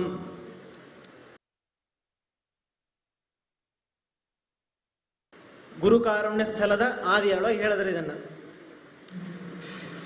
ಮೊದಲ ಶಿಷ್ಯನಿಗೂ ಒಂದು ಲಕ್ಷಣ ಹೇಳಿದ್ರೆ. ತಥೋ ಅನಂತರ, ಯಾವನ ಅನಂತರ ಅಂದ್ರೆ ಸಂಸಾರದ ಮೇಲೆ ನಮಗೆ ವೈರಾಗ್ಯ ಬಂದ ನಂತರ, ನಮಗೆ ಸುಖವನ್ನ ಆನಂದವನ್ನ ಪಡಿಬೇಕಂತ ಅಭಿಲಾಷೆ ಆದ ನಂತರ ಯಾರು? ವಿವೇಕ ಸಂಪನ್ನ ವಿರಾಗಿ ಶುದ್ಧ ಮಾನಸ ಅಂತ ಹೇಳಿದ್ದಾರೆ. ವಿವೇಕ ಸಂಪನ್ನ, ವಿವೇಕಿ ಯಾರು? ವಿವೇಕ ಸಂಪನ್ನ ಅಂದ್ರೆ ವಿವೇಕಿ, ವಿವೇಕ ಉಳ್ಳವನು ಅಂತ ಅರ್ಥ. ವಿವೇಕ ಅಂದ್ರೆ ನಿತ್ಯ, ನಾವು ನಿತ್ಯವನ್ನು ಹೊಂದಬೇಕು ಅಂತ. ವಿರಾಗಿ ಅಂದ್ರೆ ವಿರಾಗ ಉಳ್ಳವನು ಅಂತ ಅರ್ಥ. ವಿರಾಗ ಅಂದ್ರೆ ವೈರಾಗ್ಯ. ಇದು ವಿಗತಂ ರಾಗ ಯಸ್ಮಾತ್ ಯಸ್ಯ ಸಹ ವಿರಾಗಿ ಅಂದ್ರೆ ಸಂಸಾರದಲ್ಲಿ ಆಸಕ್ತಿಯನ್ನು ಕಳೆದುಕೊಂಡವನು ಅಂತ ಅರ್ಥ. ವಿರಾಗಿ ಅಂದ್ರೆ ಸಂಸಾರದಲ್ಲಿ ಆಸಕ್ತಿ ಹೋಗ್ಬೇಕು, ಸಂಸಾರವನ್ನು ತ್ಯಾಗ ಮಾಡುವುದಂತ ವಿರಾಗಿ ಅಲ್ಲ. ಸಂಸಾರದಲ್ಲಿ ಆಸಕ್ತಿಯನ್ನು ಕಳ್ಕೊಂಡವನು ವಿರಾಗಿ. ಮತ್ತೆ ಅವನು ಎಲ್ಲನೂ ವಿವೇಕಿ ಇದ್ದಾನೆ, ವಿರಾಗಿ ಇದ್ದಾನೆ, ಆದರೆ ಮನಸ್ಸು ಶುದ್ಧ ಇಲ್ಲ ಅಂದ್ರೆ ಆಗಲ್ಲ. ಮನಸ್ಸು ನಿಷ್ಕಲ್ಮಶವಾಗಿರಬೇಕು. ಪಿಂಡಸ್ಥಳದಲ್ಲೇ ಹೇಳಿದರೆ ಶುದ್ಧ ಮಾನಸ, ಪಾಪಗಳನ್ನ ಕಳ್ಕೊಂಡು ಅಂತಃಕರಣ ಶುದ್ಧವಾಗಬೇಕು ಅಂತೇಳಿ. ಅವನ ಮನಸ್ಸು ಶುದ್ಧ ಆಗಿಲ್ಲ, ಅವನಲ್ಲಿ ಪಾಪ ಸಂಸ್ಕಾರ ಇನ್ನೂ ಇದ್ದು, ಅವನು ಗುರುಗಳ ಕಡೆ ಬಂದಿದ್ರು ಕೂಡ ಅವನ ಸಂಸಾರ ಚಿಂತೆ ಅವನಿಗೆ ಇನ್ನೂ ಕಾಡ್ತಿತ್ತು ಅಂದ್ರೆ ಅವನಿಗೂ ಜ್ಞಾನ ಆಗಲ್ಲ, ಅವನಿಗೂ ಮುಕ್ತಿ ಆಗಲ್ಲ, ಅವನು ಶಿವೈಕ್ಯ ಆಗಲ್ಲ. ಅದಕ್ಕೆ ಅವನಿಗೆ ಮೊದಲು ಹೇಳಿದ್ದು ಶುದ್ಧ ಮಾನಸ ಅಂತಲೂ ಹೇಳಿದ್ರು ಅದರಲ್ಲಿ. ಆಮೇಲೆ ಶುದ್ಧ ಮಾನಸ ಅಷ್ಟೇ ಆದ್ರೆ ಸಾಕೇನು, ಗುರುಗಳ ಹತ್ರ ಬರ್ತಾನೆ, ಸೇವೆ ಮಾಡ್ತಾನೆ. ಆದ್ರೆ ಇನ್ನೂ ಒಂದು ಪದ ಬಳಸ್ತಾರೆ ಮುಂದೆ, ಜಿಜ್ಞಾಸು ಅನ್ನೋ ಪದ ಬಳಸೋರು. ಜಿಜ್ಞಾಸು, ಜಿಜ್ಞಾಸ ಅಂದ್ರೆ ಜ್ಞಾತುಂ ಇಚ್ಛಾ, ತಿಳಿದುಕೊಳ್ಳಲು ಇಚ್ಛೆ, ತಿಳಿದುಕೊಳ್ಳತಕ್ಕ ಬಯಕೆ. ಏನನ್ನು ತಿಳಿಬೇಕು? ತಿಳಿತಕ್ಕಂಥ ಇರೋದು ವಸ್ತು ಒಂದೇ, ಅದು ಶಿವ ಅಥವಾ ಅನ್ರಿ, ಅದನ್ನ ಬ್ರಹ್ಮ ಆದ್ರೂ ಅನ್ರಿ, ಅದನ್ನ ಪರಮಸ್ಥಾನ ಅಂತಾದ್ರೂ ಅನ್ಬೋದು. ಅದನ್ನ ತಿಳಿಬೇಕು, ಅಂಥ ಇಚ್ಛೆ ಒಳಗೆ ಉತ್ಕಟವಾದ ಇಚ್ಛೆ ಇರಬೇಕು, ಜಿಜ್ಞಾಸ. ಆಮೇಲೆ ಸರ್ವ ಸಂಸಾರ ದೋಷ ಧ್ವಂಸಕ, ಸಂಸಾರದ ಎಲ್ಲಾ ದೋಷಗಳನ್ನ ಧ್ವಂಸ ಮಾಡ್ಕೊಂಡು ಬಂದಿರ್ಬೇಕು ಅವನು. ಅವನಿಗೆ ಇರಬೇಕು ಪತ್ನಿಯರು ಪುತ್ರರು ಇದ್ರೆ ಅವರನ್ನು ನಾಶ ಮಾಡಿ ಅಂತ ಹೇಳಲ್ಲ, ಮತ್ತೆ ಅದು ಪಾಪಕ್ಕೆ ಕಾರಣ ಆಗುತ್ತೆ. ಅವರ ಮೇಲಿನ ಭಾವನೆ ನೀವು ತ್ಯಾಗ ಮಾಡಿರಬೇಕು. ಸಂಸಾರ ದೋಷಗಳಿಂದ ನಿನಗೆ ವೈರಾಗ್ಯ ಬರುತ್ತೆ. ಅಂತ ದೋಷಗಳನ್ನು ಬಿಟ್ಟು ನೀನು ವಿರಾಗಿಯಾಗಿ, ನೀನು ಜಿಜ್ಞಾಸುವಾಗಿ, ಉಪೇತ್ಯ ಅಂದರೆ ಗುರುವಿನ ಸಮೀಪಕ್ಕೆ ಹೋಗಬೇಕು. ಹಿಂದಿನ ಕಾಲದಲ್ಲಿ ಸಮಿತ್ತು ಇತ್ಯಾದಿಗಳನ್ನು ಆಹರಣ ಮಾಡಿಕೊಂಡು ಕಾಡಿನೊಳಗೆ ಆಯ್ದುಕೊಂಡು ಹೋಗೋ ಕ್ರಮ ಇತ್ತು. ಯಾಕೆಂದರೆ ಗುರು ಅವರಿಗೆ ಯಜ್ಞಾಗಾದಿಗಳನ್ನು ಮಾಡಿ ಅವರಿಗೆ ದೀಕ್ಷಾ ಸಂಸ್ಕಾರ ಕೊಡ್ತಿದ್ದು. ದೀಕ್ಷಾ ಅಂದರೆ ಜ್ಞಾನವನ್ನು ನೀಡೋದು, ಹಿಂದಿನ ಪಾಪವನ್ನು ಕಳೆಯೋದು, ಅವನಿಗೆ ಪರಮ ಸುಖವನ್ನು ನೀಡತಕ್ಕಂಥ ಒಂದು ಸಂಸ್ಕಾರ, ಅದು ದೀಕ್ಷಾ ಸಂಸ್ಕಾರ ಅಂತ.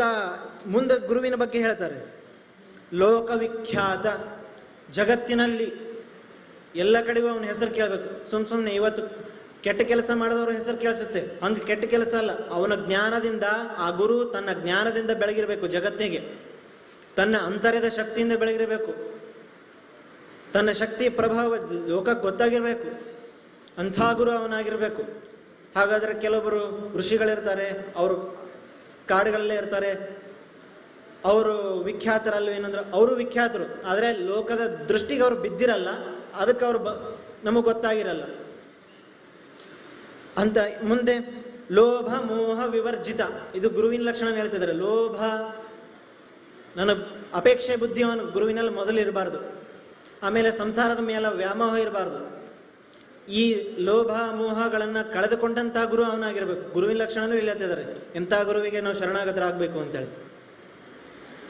ಆತ್ಮತತ್ವ ವಿಚಾರಜ್ಞಂ, ಅವನು ಇನ್ನೊಬ್ಬನಿಗೆ ಜ್ಞಾನ ನೀಡ್ತಾನಂದ್ರೆ ತಾನು ಮೊದಲು ಪೂರ್ಣನಾಗಿರ್ಬೇಕು. ಒಂದು ಹಣತೆ ಇನ್ನೊಂದು ಹಣತೆಗೆ ದೀಪ ಹಚ್ಚೋದಿದೆ ಅಂತಂದ್ರೆ ಅದಕ್ಕೆ ಮೊದಲು ದೀಪ ಹತ್ತಿರಬೇಕು. ಇನ್ನೊಂದು ಹಣತೆಗೆ ನಾವು ದೀಪ ಹಚ್ತೀವಿ ಅಂದ್ರೆ ಒಂದು ಹಣತೆ ಇಟ್ಕೊಂಡು ಮೊದಲು ಆ ಹಣತೆಗೆ ದೀಪ ಇಲ್ದೇನೆ ಇನ್ನೊಂದು ಹಣತೆಗೆ ದೀಪ ಹಚ್ಚಕ್ಕಾಗಲ್ಲ. ಹಂಗೆ ಅವನು ತನ್ನ ಆತ್ಮತತ್ವವನ್ನ, ಶಿವತತ್ವವನ್ನ ವಿಚಾರದಿಂದ ಜ್ಞಾನಿಯಾಗಿರ್ಬೇಕು, ಅವನು ತಿಳಿದುಕೊಂಡಂತನಾಗಿರ್ಬೇಕು. ವಿಮುಕ್ತ ವಿಷಯ ಭ್ರಮಂ, ಈ ಸಂಸಾರದಲ್ಲಿ ಏನು ಶಬ್ದ ಸ್ಪರ್ಶ ರೂಪ ರಸಗಂಧ ಅಂದರೆ ಕಣ್ಣಿನಿಂದ ನೋಡ್ತಕ್ಕಂಥ ವಿಷಯಗಳು, ಇನ್ನೊಂದು ಸ್ವಲ್ಪ ನೋಡಬೇಕು ಅನ್ನೋಂಥ ಆಸೆ ಇರುತ್ತಲ್ಲ. ಏನಾದರೂ ನೋಡಿದ್ರೆ, ಏನಾದ್ರು ಜಾಮೂನು ತಿಂದರೆ ಇನ್ನೊಂದು ತಿನ್ಬೇಕು ಅಂತ ಆಸೆ ಬರುತ್ತಲ್ಲ, ಅದು ಆಸೆ ಅವನಿಗೆ ಇರಲ್ಲ, ಆ ಗುರುವಿನಲ್ಲಿ ಇರಲ್ಲ. ಕೇಳಿದ್ರೆ ನೀವು ಸಂಗೀತ ಕೇಳ್ತಕ್ಕಂದ್ರೆ ಇನ್ನೊಂದ್ಸಲ ಹಾಡು ಕೇಳಬೇಕು ಅಂತೇಳಿ ಹಿಂಗೆ ಅನ್ಸುತ್ತೆ. ಆ ಕೇಳಬೇಕು, ನೋಡಬೇಕು, ಯಾವ ಆಸೆನೂ ಅವನಿಗಿರಲ್ಲ. ಅವನು ತನ್ನಲ್ಲೇ, ತನ್ನ ಆನಂದದಲ್ಲಿ ತಾನು ಲೀನ ಆಗಿರ್ತಾನೆ. ಅಂಥ ಗುರು. ಸುಮ್ಮನೆ ಈ ಹೇಳ್ತಾರಲ್ಲ ಇನ್ನೊಂದು ಕಡೆ, ಗುರವೋ ಬಹವ ಸಂತಿ ಶಿಷ್ಯವಿತ್ತಾಪಹಾರಕಾಹ, ಗುರವೋ ಲಘವ ಸಂತಿ ಶಿಷ್ಯವೃತ್ತಾಪಹಾರಕ. ಅಂದರೆ ಬರೀ ನಿಮ್ಮ ಸಂಪತ್ತನ್ನು ಹರಣ ಮಾಡ್ತಕ್ಕಂಥ ಗುರುಗಳು ಭಾಳ ಜನ ಇದ್ದಾರೆ. ಅಂಥವ್ರ ಕಡೆ ಹೋದ್ರೆ ಆಗಲ್ಲ. ನಿಮ್ಮ ಹೃದಯದಲ್ಲಿ ಇರ್ತಕ್ಕಂಥ ತಾಪತ್ರಯಗಳನ್ನು ನಿವಾರಣೆ ಮಾಡ್ತಕ್ಕಂಥ ಗುರುವಿಗೆ ನಾವು ಶರಣಾಗಬೇಕು. ಅಂಥ ಗುರುವಿನ ಕರುಣೆಯನ್ನೇ ಪಡಿಬೇಕು. ಅಂಥ ಗುರುವಿನ ಕರುಣೆ ಪಡೆದರೆ ಮಾತ್ರ ನಮ್ಮ ಆತ್ಮ ಸಾಧನೆಗೆ ಕಾರಣ ಆಗ್ತದೆ ಹೊರತು ಇನ್ನು ಬೇರೆ ಗುರುಗಳನ್ನು ಪಡೆದರೆ ಆಗಲ್ಲ. ಅಂತಹ ಗುರುಗಳು ನಮ್ಮೆಲ್ಲರಿಗೂ ಸಿಕ್ಕಿರುವುದು ನಮ್ಮ ಅಹೋಭಾಗ್ಯ ಅಂತ ಹೇಳಬೇಕು. ಇವತ್ತಿನ ದಿವಸ ಎಲ್ಲ ಕಡೆಗೂ ಜ್ಞಾನದಾನ ಆಗುತ್ತೆ, ಆದರೆ ಅದರಿಂದ ಅಪೇಕ್ಷೆಗಳು ಜಾಸ್ತಿ ಇದ್ದಾವೆ. ಇಲ್ಲಿ ಯಾವುದೇ ರೀತಿಯ ನಮ್ಗೆ ಏನೂ ಕೇಳಲಿಲ್ಲ, ನಾವು ಬಂದ ತಕ್ಷಣ ನಮಗೆ ಆಶ್ರಯ ಕೊಟ್ಟರು. ನಾವಂತಲ್ಲ, ಯಾರು ಬಂದರೂ ಇಲ್ಲಿ ಆಶ್ರಯ ಇದೆ. ಜ್ಞಾನಕ್ಕಾಗಿ ಯಾರೇ ಬಂದರೂ ಕಾಶಿಲ ಆಶ್ರಯ ಇದೆ. ಅದರಲ್ಲೂ ವಿಶೇಷವಾಗಿ ಜಂಗಮವಾಣಿ ಮಠದಲ್ಲಿ ಆಶ್ರಯ ಇದೆ ಎಲ್ಲರಿಗೂ. ಅಂಥ ಜ್ಞಾನವನ್ನು ದಾನ ಮಾಡ್ತಕ್ಕಂಥ ಜಗದ್ಗುರುಗಳ ಪಾದಗಳಲ್ಲಿ ವಂದಿಸುತ್ತಾ ಎನ್ನ ವಾಗ್ರೂಪ ಕುಸುಮಗಳನ್ನು ಅವರ ಪಾದದಲ್ಲಿ ಅರ್ಪಿಸುತ್ತಾ ಶರಣಾರ್ಥಿಗಳು. ಹುಟ್ಟಿದ ಮೇಲೆ ಪ್ರತಿಯೊಬ್ಬರದು ಏನು ಇಚ್ಛೆ ಆಗಿರ್ತೈತೆ ಅಂದ್ರೆ ಮೋಕ್ಷ ಸಂಪಾದನೆ ಮಾಡೋದು, ಅದರಿಂದ ಮುಕ್ತ ಹೊಂದೋದನ್ನು ಪ್ರತಿಯೊಬ್ಬ ಭಾರತೀಯರ ಇಚ್ಛೆ. ಧರ್ಮ ಅರ್ಥ ಕಾಮ ಮೋಕ್ಷ ಎಂಬ ಪುರುಷಾರ್ಥಗಳಿದ್ದಾವೆ. ಅದರಲ್ಲಿ ಪರಮ ಪುರುಷಾರ್ಥ ಅಂದರೆ ಮೋಕ್ಷವನ್ನು ಹೊಂದುವುದು. ಆ ಮೋಕ್ಷವನ್ನು ಹೊಂದಲಿಕ್ಕೆ ಅನೇಕ ಪ್ರಕಾರದ ಮಾರ್ಗಗಳಿದ್ದಾವೆ. ವೀರಶೈವರಿಗೆ ಈ ಶಟಸ್ಥಲ ಮಾರ್ಗವನ್ನು ಅನುಸರಿಸಿ ಮತ್ತು ಗುರುವಿನ ಮಾರ್ಗದರ್ಶನ ಮತ್ತು ಗುರುವಿನ ಪಾದ ಸ್ಪರ್ಶದಿಂದ ಮುಕ್ತಿಯನ್ನು ಪಡಲಿಕ್ಕೆ ಸಾಧ್ಯ. ಗುರುವಿನ ಗುಲಾಮನಾಗುವ ತನಕ ದೊರೆ ದಂಡ ಮುಕ್ತಿ ಎನ್ನುವಂತೆ ಅವರು ಶ್ರೀ ಬಸವ ದೇವರು ಅತ್ಯಂತ ಮಾರ್ಮಿಕವಾಗಿ ಸುಂದರ ಶ್ಲೋಕಗಳ ಮುಖಾಂತರ ನಿಮ್ಮೆಲ್ಲರಿಗೂ ತಿಳಿಸಿಕೊಟ್ಟಿದ್ದಾರೆ. ಅವರಿಗೆ ತುಂಬ ಹೃದಯದ ಧನ್ಯವಾದಗಳನ್ನು ತಿಳಿಸುತ್ತಾ, ಈಗ ಎಲ್ಲರ ಜಾತಪಕ್ಷಿಯಂತೆ ಕುಳಿತುಕೊಂಡ್ರೆ ಮಹಾಸನ್ನಿಧಿಯವರ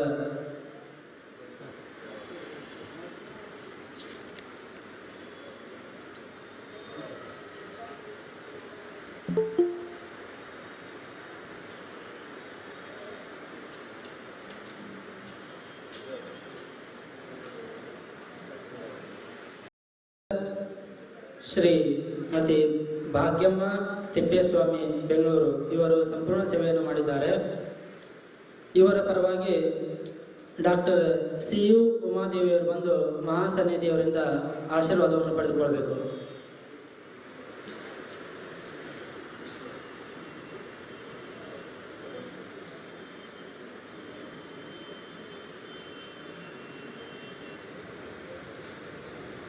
ಕೆಲವೇ ಕ್ಷಣಗಳಲ್ಲಿ ಮಹಾಸನ್ನಿಧಿಯವರ ಆಶೀರ್ವಚನ ಪ್ರಾರಂಭವಾಗುತ್ತದೆ.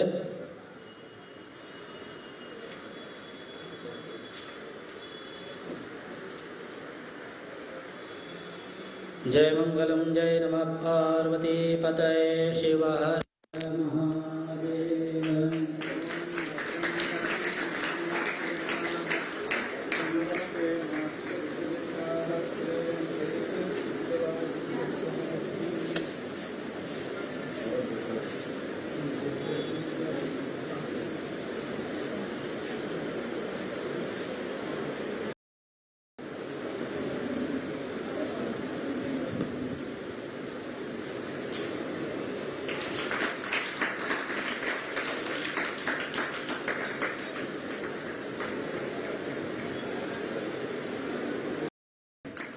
ಪರಮ ಪೂಜ್ಯ ಲಿಂಗೈಕ್ಯ ಕಾಶಿ ಜಗದ್ಗುರುವರ ಸದಾ ಪಾದಾರವಿಂದವನ್ನು ನಮಸ್ಕರಿಸುತ್ತಾ, ಪ್ರಶಸ್ತವಿರ್ತಕ್ಕಂಥ ಮಹಾಸನ್ನಿಧಿಯವರಿಗೆ ನನ್ನ ಶಿರಸಾಷ್ಟಾಂಗ ನಮಸ್ಕಾರಗಳನ್ನು ಸಲ್ಲಿಸುತ್ತಾ, ಇನ್ನು ಆರಾಧ್ಯ ದೈವ ಶ್ರೀಶೈಲ ವಾಗೀಶ ಪಂಡಿತಾರಾಧ್ಯ ಮಹಾಸನ್ನಿಧಿಯವರ ಕೃಪಾಶೀರ್ವಾದವನ್ನು ಪಡೆದು ಅವರಿಗೂ ಸಹ ಶಿರಸಾಷ್ಟಾಂಗಗಳನ್ನು ನಮಸ್ಕರಿಸುತ್ತಾ, ಇವತ್ತಿನ ದಿನ ನನ್ನ ಹೆಸರು ತ್ಯಾವಣಿಗೆ ಕೆ ಮಲ್ಲಿಕಾರ್ಜುನ್, ಚನ್ನಗಿರಿ ತಾಲೂಕು, ಶಿವಮೊಗ್ಗ ಡಿಸ್ಟಿಕ್, ಈಗ ದಾವಣಗೆರೆ ಡಿಸ್ಟಿಕ್ಟ್ ಆಗಿದೆ.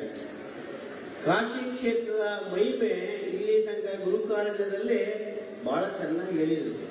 ಆದರೆ ನಾನು ಹೇಳೋದಂತೂ ನಿಬಂಧವಾಗಿದೆ.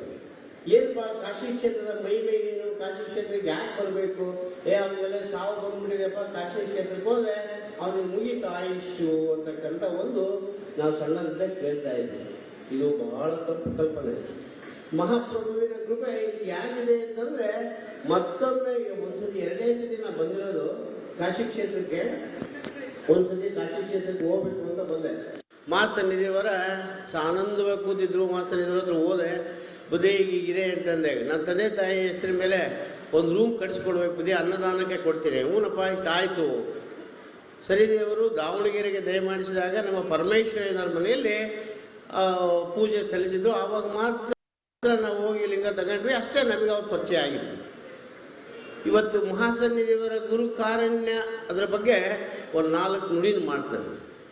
ಈ ಪಂಚಾಚಾರ್ಯ ಮಹಾಸನ್ನಿಧಿಯವರುಗಳಲ್ಲಿ ರಂಭಾಪುರಿ ಪೀಠ, ಶ್ರೀಶೈಲ ಪೀಠ, ಉಜ್ಜಿನಿ ಪೀಠ, ಕೇದಾರ ಪೀಠ ಮತ್ತು ಕಾಶಿ ಪೀಠ. ನಮ್ಮ ದಾವಣಗೆರೆ ಸೈಡ್ನಲ್ಲಿರ್ತಕ್ಕಂಥ ಜನಗಳಿಗೆ 3 ಮಾತ್ರ ಬಲ್ಲವು: ಉಜ್ಜಿನಿ, ಶ್ರೀಶೈಲ, ರಂಭಾಪುರಿ ಪೀಠ. ಯಾಕಂದ್ರೆ ಅಲ್ಲಿ ರಂಭಾಪುರಿ ಜಗದ್ಗುರುಗಳು ಆಷಾಢ ಮಾಸದ ಪೂಜೆಯನ್ನು ಒಂದು ಮಾಡ್ತಾರೆ ಆಷಾಢ ಮಾಸದಲ್ಲಿ, ಅಲ್ಲಿ ಅದಕ್ಕೆ ಗೊತ್ತು. ಶ್ರೀಶೈಲ ಜಗದ್ಗುರುಗಳು ವಾಗೀಶ ಪಂಡಿತಾರಾಧ್ಯ ಮಹಾಸನ್ನಿಧಿಯವರು ಅಲ್ಲೇ ಶಿವೈಕ್ಯರಾಗಿದ್ದಾರೆ ದಾವಣಗೆರೆಯಲ್ಲಿ, ಅದು ಗೊತ್ತು. ಉಜ್ಜಿನಿ ಜಗಳೂರು ತಾಲೂಕು ಬರ್ತದೆ, ಉಜ್ಜಿನಿ ಗೊತ್ತು. ಆದರೆ ನಾವು ಜೀವನದಲ್ಲಿ ಸಾಧನೆ ಮಾಡಬೇಕಾಗಿರೋದು ಕಾಶಿ ಪೀಠಕ್ಕೆ ಬಂದು ದರ್ಶನ ಪಡಿಬೇಕು, ವಿಶ್ವನಾಥನ ಒಂದು ದರ್ಶನ ಪಡಿಬೇಕು. ಗಂಗಾ ನದಿಯಲ್ಲಿ ಮಿಂದು ವಿಶ್ವನಾಥನ ಪಡೆದು ಸಾಕ್ಷಾತ್ ಸನ್ನಿಧಿಯ ಒಂದು ಆಶೀರ್ವಾದ ಪಡೆದರೆ ಜೀವನ ಧನ್ಯ ಧನ್ಯ ಧನ್ಯ. ಇನ್ನು ಕೇದಾರ ಮಹಾಸನ್ನಿಧಿಯವರು ಬಹು ದೂರದಲ್ಲಿದೆ, ಹಿಮೋತ್ಪಾದಕರು ಅಂತಲೇ ಹೆಸರಿದೆ. ಆ ದರ್ಶನ ಇನ್ನು ಯಾವಾಗ ಆಗ್ತದೋ ಗೊತ್ತಿಲ್ಲ. ಜೀವನದಲ್ಲಿ ನಾವೇನೇ ಒಂದು ಮಾಡಬೇಕು, ಏನೇ ಒಂದು ಸಾಧನೆ ಮಾಡಬೇಕು ಅಂದರೆ ಮಹಾಸನ್ನಿಧಿ ಗುರುವಿನ ಆಶೀರ್ವಾದವಿಲ್ಲದೆ ಯಾವ ಕಾಲಕ್ಕೂ ಸಾಧ್ಯವಿಲ್ಲ. ಇದು ಸಿದ್ಧಾಂತ. ಗುರು ಮುನಿದರು ಅರ ಕಾಯುವ ಅರ್ಥ ಏನ್ರಿ? ಗುರು ಮುನಿದರು ಅದು. ಈಗ ವಾಗೀಶ್ ಪಂಡಿತಾರಾಧ್ಯರು ಒಂದೇ ಕಥೆ ಹೇಳ್ತಾರೆ. ಮಹಾಸನ್ನಿಧಿಯವರು ಇಲ್ಲಿ ಜಂಗನವಾಡಿ ಮಠದಲ್ಲಿ ಓದ್ತಾ ಇದ್ದಂಥ ಅವ್ರ ಜೀವನ ಚರಿತ್ರೆ ನೋಡಿದರೆ ಲಿಂಗಿ ಆಲಿಂಗಿ ಬ್ರಾಹ್ಮಣರು ಅಂತ ಒಂದು ಬರ್ತದೆ. ಆ ವಾಕ್ ಚಾತುರ್ಯವನ್ನು ನೋಡಿ ಮಹಾಸನ್ನಿಧಿಯವರಿಗೆ ವಿಷಪ್ರಾಶನವನ್ನು ಮಾಡಿದ್ರಂತೆ. ಈ ಜಂಗನವಾಡಿ ಮಠ ಈಗ ಎಷ್ಟು ವರ್ಷಗಳ ಕಾಲದಿಂದ ಇದೆ, ಅಲ್ಲಿಂದನೂ ಎಲ್ಲ ದೊಡ್ಡ ದೊಡ್ಡ ಮಹಾ ಸಾಕ್ಷಾತ್ ಶಿವನನ್ನು ಕಂಡಂಥ ಪಂಡಿತರು ಇಲ್ಲೇ ತಯಾರಿಯಾಗಿ ಹೋಗಿರೋದು. ಇದೇ ಜಂಗನವಾಡಿ ಮಠ. ಇವತ್ತು ಕಾಶಿ ಪೀಠ ಅಂದರೆ ಜಂಗನವಾಡಿ ಮಠ, ಕಾಶಿ ವಿಶ್ವನಾಥ, ಗಂಗಾದೇವಿ ಅನ್ನಪೂರ್ಣೇಶ್ವರಿ. ಈಗ ನಾವು ಏನು ತಿಳ್ಕೊಂಡಿದ್ವಿ, ಕಾಶಿ ಪೀಠದಲ್ಲಿ ಇರೋದೇನೋ ಜಂಗನವಾಡಿ ಮಠದಲ್ಲಿ. ಶ್ರೀಶೈಲ ಪೀಠಕ್ಕೆ ಮಹಾಸನ್ನಿಧಿಯವರು ರಂಭಾಪುರಿ ಈ ಆಷಾಢ ಮಾಸದಲ್ಲೂ ಯಾವಾಗ ರೇಣಕ್ಕೆ ಬಂದಿದ್ದರೆ ದಯಮಾಡಿಸಿದಾಗ ಕಾಶಿ ಪೀಠ ನಾವು ಟೈಮ್ ನೋಡ್ಬೇಕಲ್ಲ ಅಂತಕ್ಕಂಥ ಒಂದು ಮನವರಿಕೆ ಆಯಿತು. ಆದರೆ ಮಹಾಸನ್ನಿಧಿಯವರ ಕೃಪೆ ಆಗಿದೆ. ಎಷ್ಟು ಆನಂದದಲ್ಲಿ ಪೂಜೆ ಮಾಡ್ತಾರೆ ಮಹಾಸನ್ನಿಧಿಯವರು ಅಂದರೆ ನಿಜವಾಗೂ ನಮಗೆ ಎರಡು ಕಣ್ಣು ನೋಡ್ಲಿಕ್ಕೆ ಸಾಲದು. ಏನು ಎಷ್ಟು ಶಾಂತ ಸ್ವರೂಪಿ ಆದಂಥ ಮಹಾಪ್ರಭು ಶಾಂತವಾಗಿ ಕೂತಿರ್ತದೆ, ಶಾಂತವಾಗಿ. ನಿಜವಾಗೂ ಇಂಥ ಸನ್ನಿಧಿಯನ್ನು ನಾನು ಎಲ್ಲೂ ನೋಡಲಿಲ್ಲ. ಇಲ್ಲಿರ್ತಕ್ಕಂಥ ಅನ್ನದಾನ ಯಾವ ಕ್ಷೇತ್ರದಲ್ಲೂ ನಡೀತಾ ಇಲ್ಲ ಅಂದ್ರೆ ತಪ್ಪಾಗಲಾರ್ದು.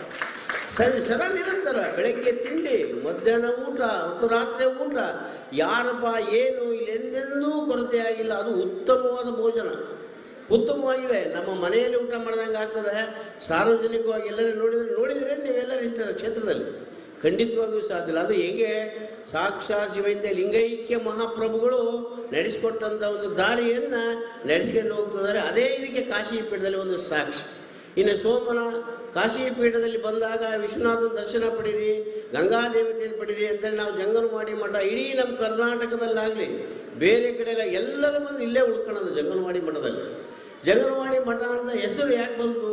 ಇಲ್ಲಿ ಎಂತೆಂಥ ಮಹಾತ್ಮರು, ಎಂತೆಂಥ ಸಾಕ್ಷಾತ್ ಶಿವನನ್ನೇ ಆರಾಧಿಸಿಕೊಂಡು ಶಿವನನ್ನೇ ಸಾಕ್ಷಾತ್ಕರಿಸಿಕೊಂಡಂಥ ಮಹಾಪ್ರಭುಗಳು ಇಲ್ಲೇ ಓದಿರೋದು, ಇಲ್ಲೇ ಇದಾಗಿರೋದು. ಜಯದೇವ ಜಗದ್ಗುರುಗಳಿಂದ ಹಿಡಿದು ದಾವಣಗೆರೆ, ಶಿವಮೊಗ್ಗ, ಚಿತ್ರದುರ್ಗದಲ್ಲಿ ಹೆಸರುವಾಸಿ ಅಂತ ಜಯದೇವ ಜಗದ್ಗುರು, ಅವರನ್ನು ಹಿಡಿದು ಸಾಕ್ಷಾತ್ ಲಿಂಗೈಕ್ಯ ಶ್ರೀಶೈಲದಲ್ಲಿ ವಾಗೀಶ ಪಂಡಿತಾರಾಧ್ಯರು ಮಹಾಸನ್ನಿಧಿಯವರು ಸಾಕ್ಷಾತ್ ಶಿವನನ್ನು ಕಂಡಂಥ ಮಹಾಪ್ರಭುಗಳು ಅವರೆಲ್ಲರೂ ಇಲ್ಲೇ ತಯಾರಾಗಿ ಹೋಗಿರೋದು.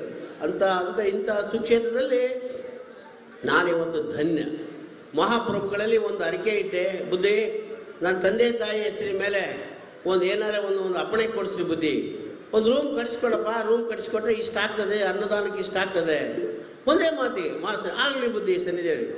ಅದು ದಾವಣಗೆರೆಗೆ ಹೋದಾಗ ಹೆಂಗೆ ನೆರವೇರಿತು, ಕ್ಷಣದಲ್ಲೇ ನೆರವೇರಿಬಿಡ್ತು. ಆದರೆ ಸನ್ನಿಧಿಯ ಕೃಪೆ ಬಹಳ ಬಹಳ ವೇಳ ಎಲ್ಲರಿಗೂ ಅದು ಮುಖ ಎತ್ತಿ ಎಂದೂ ನೋಡೋದಿಲ್ಲ. ದೃಷ್ಟಿ ಬಿಟ್ಟು ನೋಡಿದ್ರು ಅಂದರೆ ನಮ್ಮ ಪಾಪ ಎಲ್ಲ ಕರ್ಮ ನಮಗೆ ನಿವಾರಣೆ ಆಗ್ತದೆ. ಮಾನವ ಜನ್ಮಕ್ಕೆ ಬೇಕು ಗುರುವಿನ ಕರುಣೆ. ಅದರಲ್ಲೂ ಇಂಥ ಮಹಾನ್ ಸಾಕ್ಷಾತ್ ಜಗದ್ಗುರುಗಳವರ ಕೃಪೆ ಸಿಕ್ತು ಅಂದರೆ ನಾವು ನಿಜವಾಗೂ ಧನ್ಯ ಧನ್ಯ ಧನ್ಯ. ಆದರೆ ನಾವು ಎಲ್ಲಿ ಜಗದ್ಗುರುಗಳು ಬರ್ತಾರೆ, ಪೂಜೆಗೆ ಏನು ಹೋಗ್ತಾರೆ ಬಿಡು. ಈ ಮಾನವ ಕುಲ ಇವತ್ತಿನ ಇದರೊಳಗೆ ನಾವೇನೋ ಇಷ್ಟು ವಯಸ್ಸಿಗೆ ನಡೆಸ್ಕೊಂಬಂದ್ವಿ, ಈ ನಮ್ಮ ಮಕ್ಕಳು ನಡೆಸ್ತಾ ಇಲ್ಲ. ಕಾರಣ ಏನು? ಇವತ್ತಿನ ಕಲಿಯುಗದ ಒಂದು ಅಂತರಾತ್ಮ. ಆ ಎಲ್ಲರೂ ನಾವು ತಿಳಿಯಿರ್ತಕ್ಕಂಥ ಈ ಜಂಗನವಾಡಿ ಮಠದಲ್ಲಿ ಮಹಾಪ್ರಭುಗಳ ಪ್ರಸಾದವನ್ನು ತೆಗೆದುಕೊಂಡು ಹೋದರೆ ಇಡೀ ನಮ್ಮ ಕರ್ಮ ಪಾವನವಾಗ್ತದೆ, ಇಡೀ ನಮ್ಮ ಕಾಯಿಲೆಗಳು ನಿವಾರಣೆ ಆಗ್ತವೆ. ಇಲ್ಲಿ ಜಂಗನವಾಡಿ ಮಠದಲ್ಲಿ ಬಂದಂಥ ಸೇವನೆ ಪ್ರಸಾದ ಅಮೃತಕ್ಕೆ ಸಮಾನ.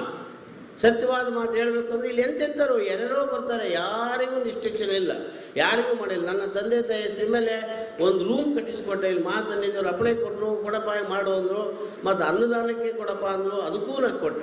ಆಯ್ತು ಬುದ್ಧಿ, ನಿಮ್ಮ ಕೃಪಾಶೀರ್ವಾದ ನಮ್ಮ ಮೇಲೆ ಇರಬೇಕು ಅಂದರೆ ನಮಗೂ ಮಹಾಸನ್ನಿಧಿಯವರಿಗೆ ಲಿಂಕ್ ಅಷ್ಟು ಇರಲಿಲ್ಲ. ರಂಭಾಪುರಿ, ಶ್ರೀಶೈಲ ಮತ್ತು ಅಲ್ಲಿ ಉಜ್ಜಿನಿ ಅಷ್ಟೇ ನಮ್ಗೆ, ಯಾಕಂದ್ರೆ ಹತ್ರ ಆಗೋದು ದಾವಣಗೆರೆಗೆ. ಈಗ ಮಹಾಸನ್ನಿಧಿಯವರನ್ನು ನೋಡಿದರೆ ಪುನಃ ಮತ್ತೆ ಬರಬೇಕು ಕಾಶಿಗೆ, ಪುನಃ ಮತ್ತೆ ಬರಬೇಕು ನಾವು ಕಾಶಿ ಕ್ಷೇತ್ರದಲ್ಲಿ. ನೀವು ಸೋಮೇಶ್ ಕಾಶಿ ಕ್ಷೇತ್ರದಲ್ಲಿ ವಿಶ್ವನಾಥನ ದರ್ಶನಕ್ಕಿಂತ ಮಹಾಸನ್ನಿಧಿ ದರ್ಶನ ಪಡಿಬೇಕು. ಏನು ಆನಂದವಾಗಿ ಪೂಜೆ ಮಾಡ್ತಾರೆ, ಎಂಥ ಒಂದು ಇದು ಲೀಲೆ ಅಂದರೆ ನಿಜವಾಗೂ ನಾವು ಧನ್ಯ. ಮಹಾಸನ್ನಿಧಿಯವರು ಸ್ವಲ್ಪನೂ ಸೋತರು ಅನ್ನೋ ಮುಖನೇ ಇಲ್ಲ, ಅಷ್ಟು ಕಳೆಕಳೆಯಾಗಿ ಬಂದಂಥವ್ರು ಎಲ್ಲರನ್ನೂ ವಿಚಾರ ಮಾಡಿ ಆ ಮಹಾಸನ್ನಿಧಿಯವರ ಕೃಪೆ ನನಗೂ ನಮ್ಮ ಮನೆತನಕ್ಕೂ ಎಲ್ಲರಿಗೂ ಸದಾ ಇರಲಿ ಅಂತೇಳಿ ಮಹಾಸನ್ನಿಧಿಯವರ ಪಾದಾರವಿಂದಲೇ ನಾನು ಎರಡು ನುಡಿ ಮುತ್ತುಗಳನ್ನು ಅರ್ಪಿಸ್ತಾ ಇದ್ದೇನೆ.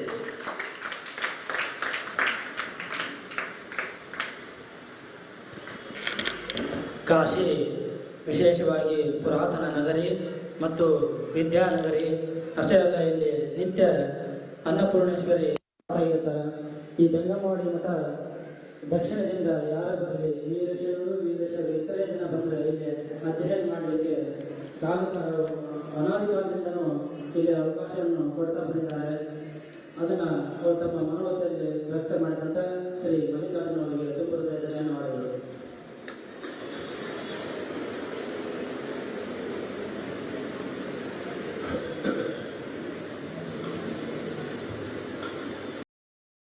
लिंग संभूतम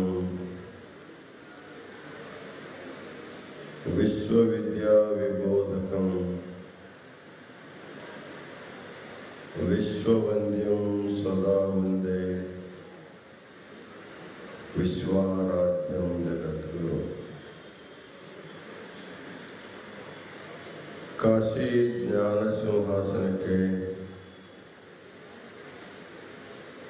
सनातन गुरु परंपरा को अनंत प्रणिपात समर्पित करते हुए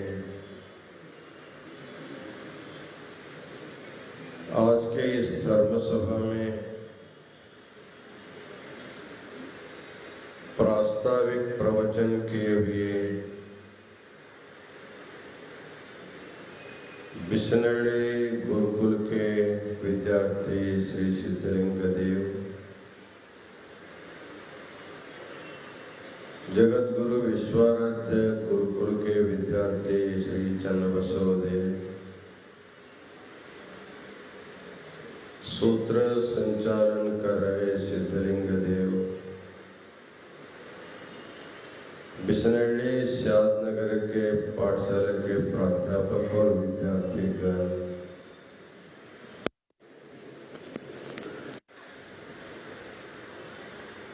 आज के दानी त्यावणगी मल्लिकार्जुन,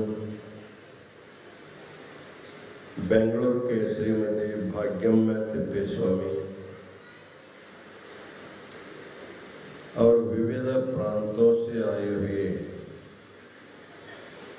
समस्त सद्भक्तगण और माताओं,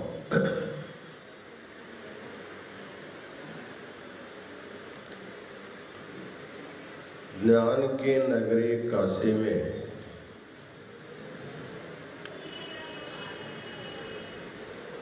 इस ज्ञानपीठ में एक मंडल पर्यंत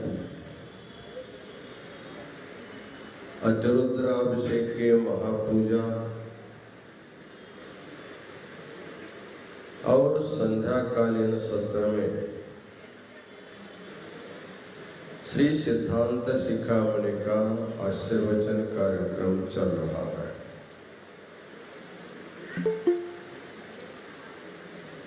श्री सिद्धांत शिखामणि के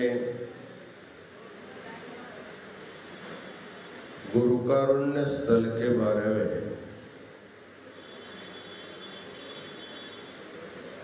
चन्नबसव देव ने थोड़ा सा निरूपण किया है। सामान्यतः गुरु के बारे में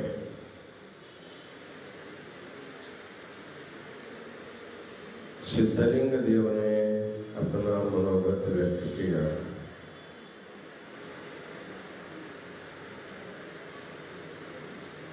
हमारे भारतीय संस्कृति में गुरु का स्थान सबसे बड़ा माना जाता है। आगम में शिव पार्वती का संवाद आता है, जो भगवान वेदों में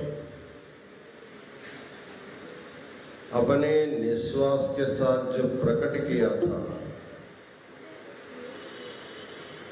उस सब को समझने के लिए असाध्य हो जाने के कारण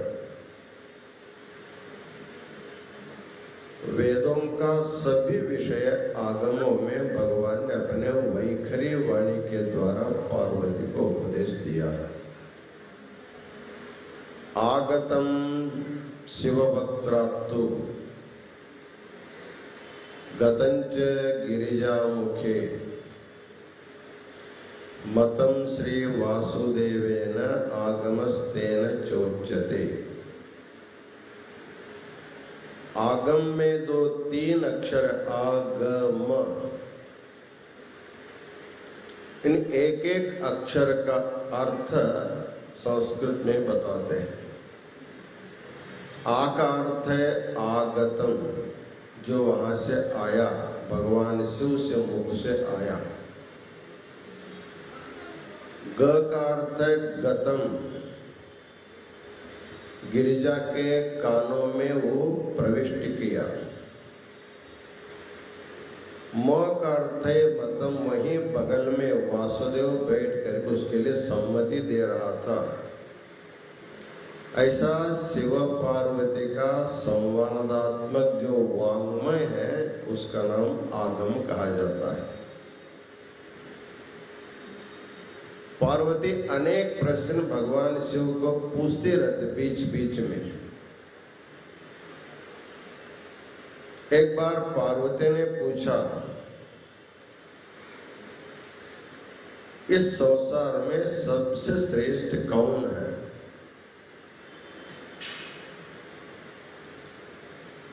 पार्वती के मन में विचार था,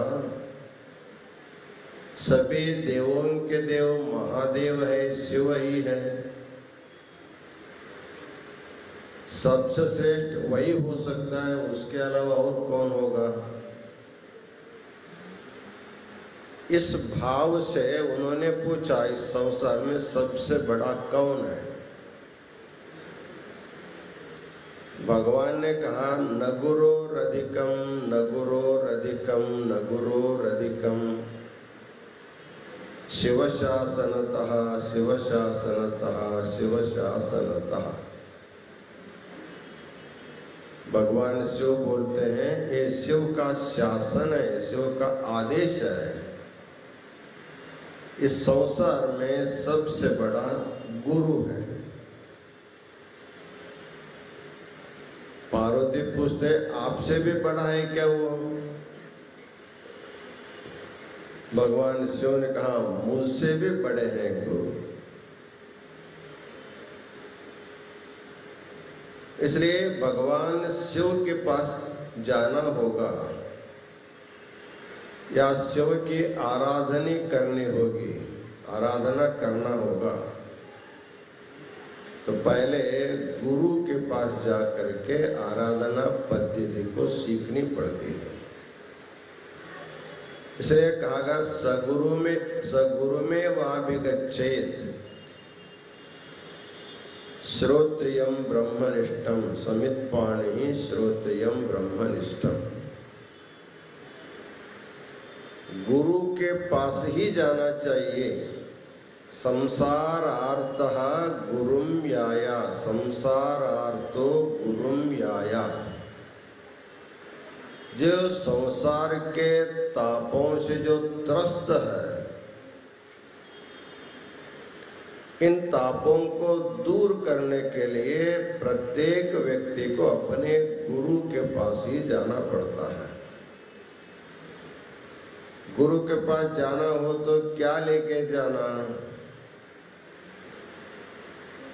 प्राचीन काल में ऋषि महर्षियों के आश्रम में लोक कल्याण के लिए यज्ञ यागादि कर्म होते रहे। उसको लगने वाले समित आज्य आदि पदार्थ को ले जा करके और गुरु के पास जाने के बाद पहला क्या करना होगा? तद्विधि प्रणिपातेन परिप्रश्नेन सेवया उपदेक्षन्ति ते ज्ञानम ज्ञानिनस्तत्वदर्शिनः। गुरु के पास जाने के बाद क्या करना चाहिए? पहले क्या करना चाहिए? तद्विधि प्रणिपातेन, पहला प्रणिपात। अर्थात साष्टांग नमस्कार पहले करना चाहिए। बहुत से लोगों को साष्टांग क्या होता है मालूम में नहीं रहता।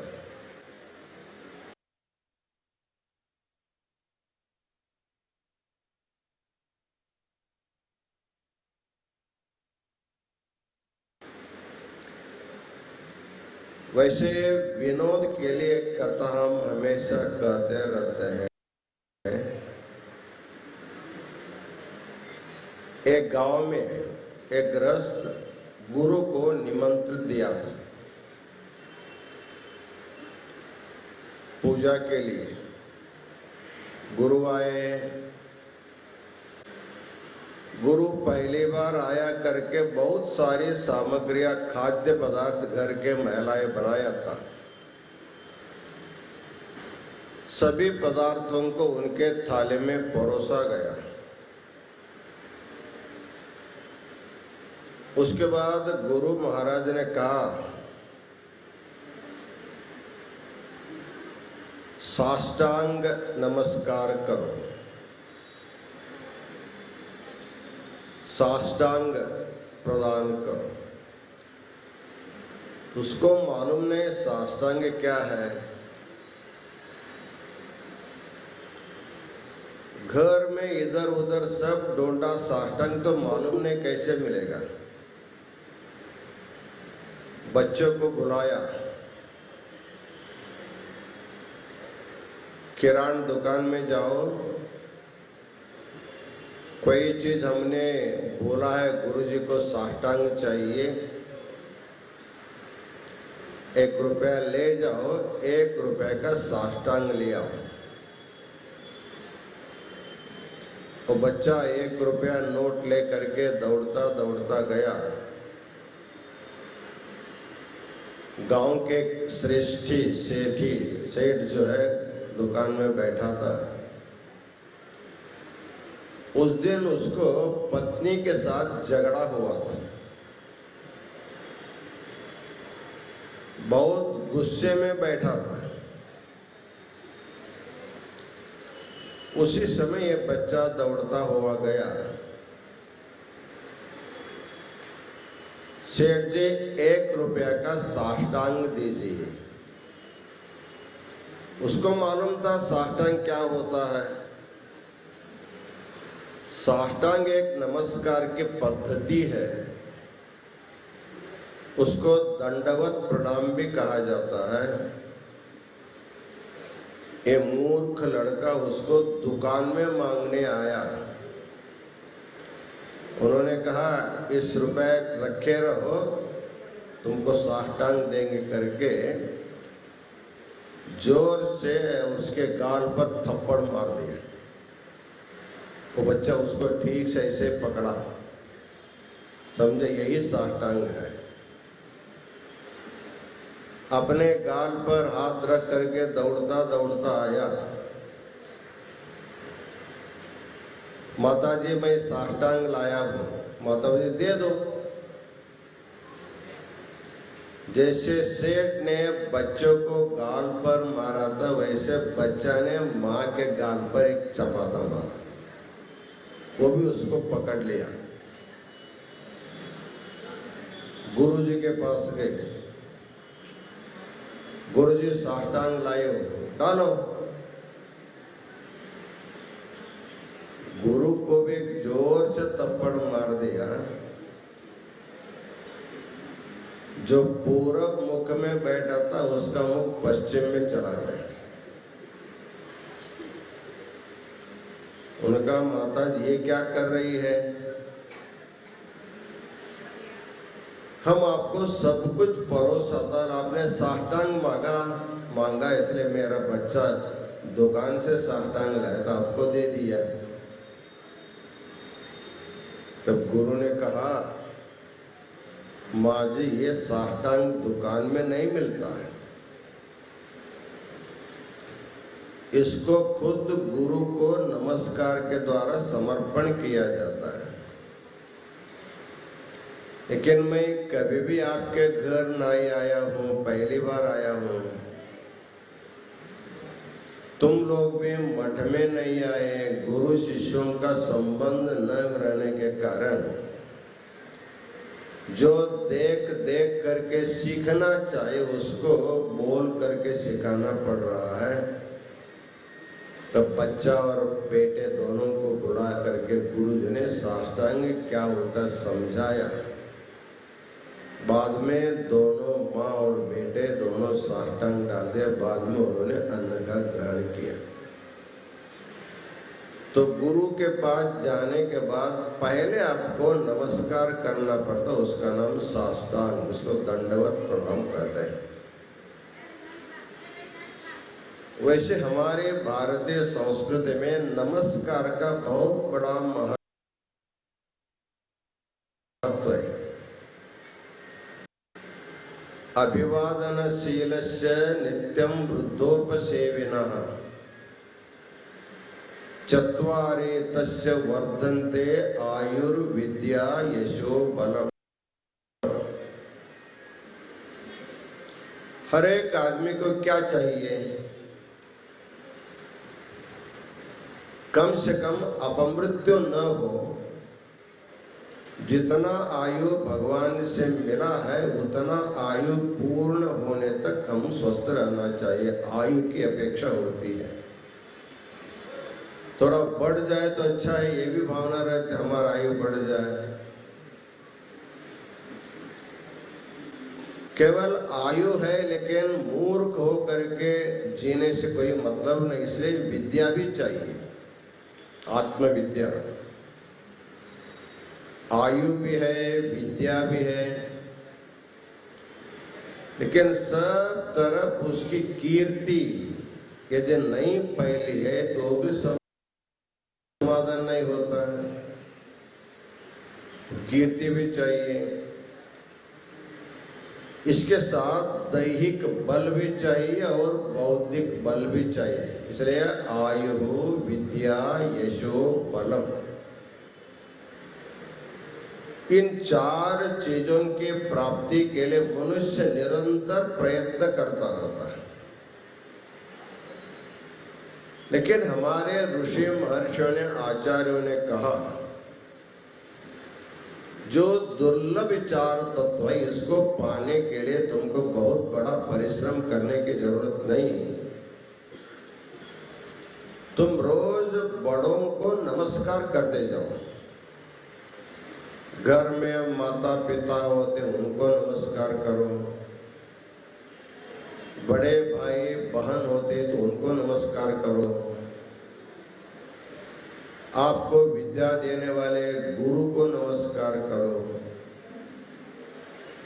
आपका जीवन का कल्याण करने वाला गुरु हो तो उनको नमस्कार करो। अपने से, आयु से, विद्या से जो बड़े होते हैं उनको नमस्कार कर। अभिवादनशीलस्य नित्यं वृद्धोपसेविनः, बड़ों लोगों की सेवा और उनके नमस्कार करने से आयु की वृद्धि होती है, चारों दिशाओं में उसका यश फैलता है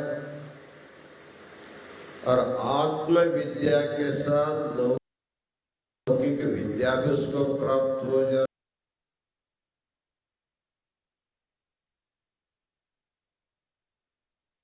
जाती है।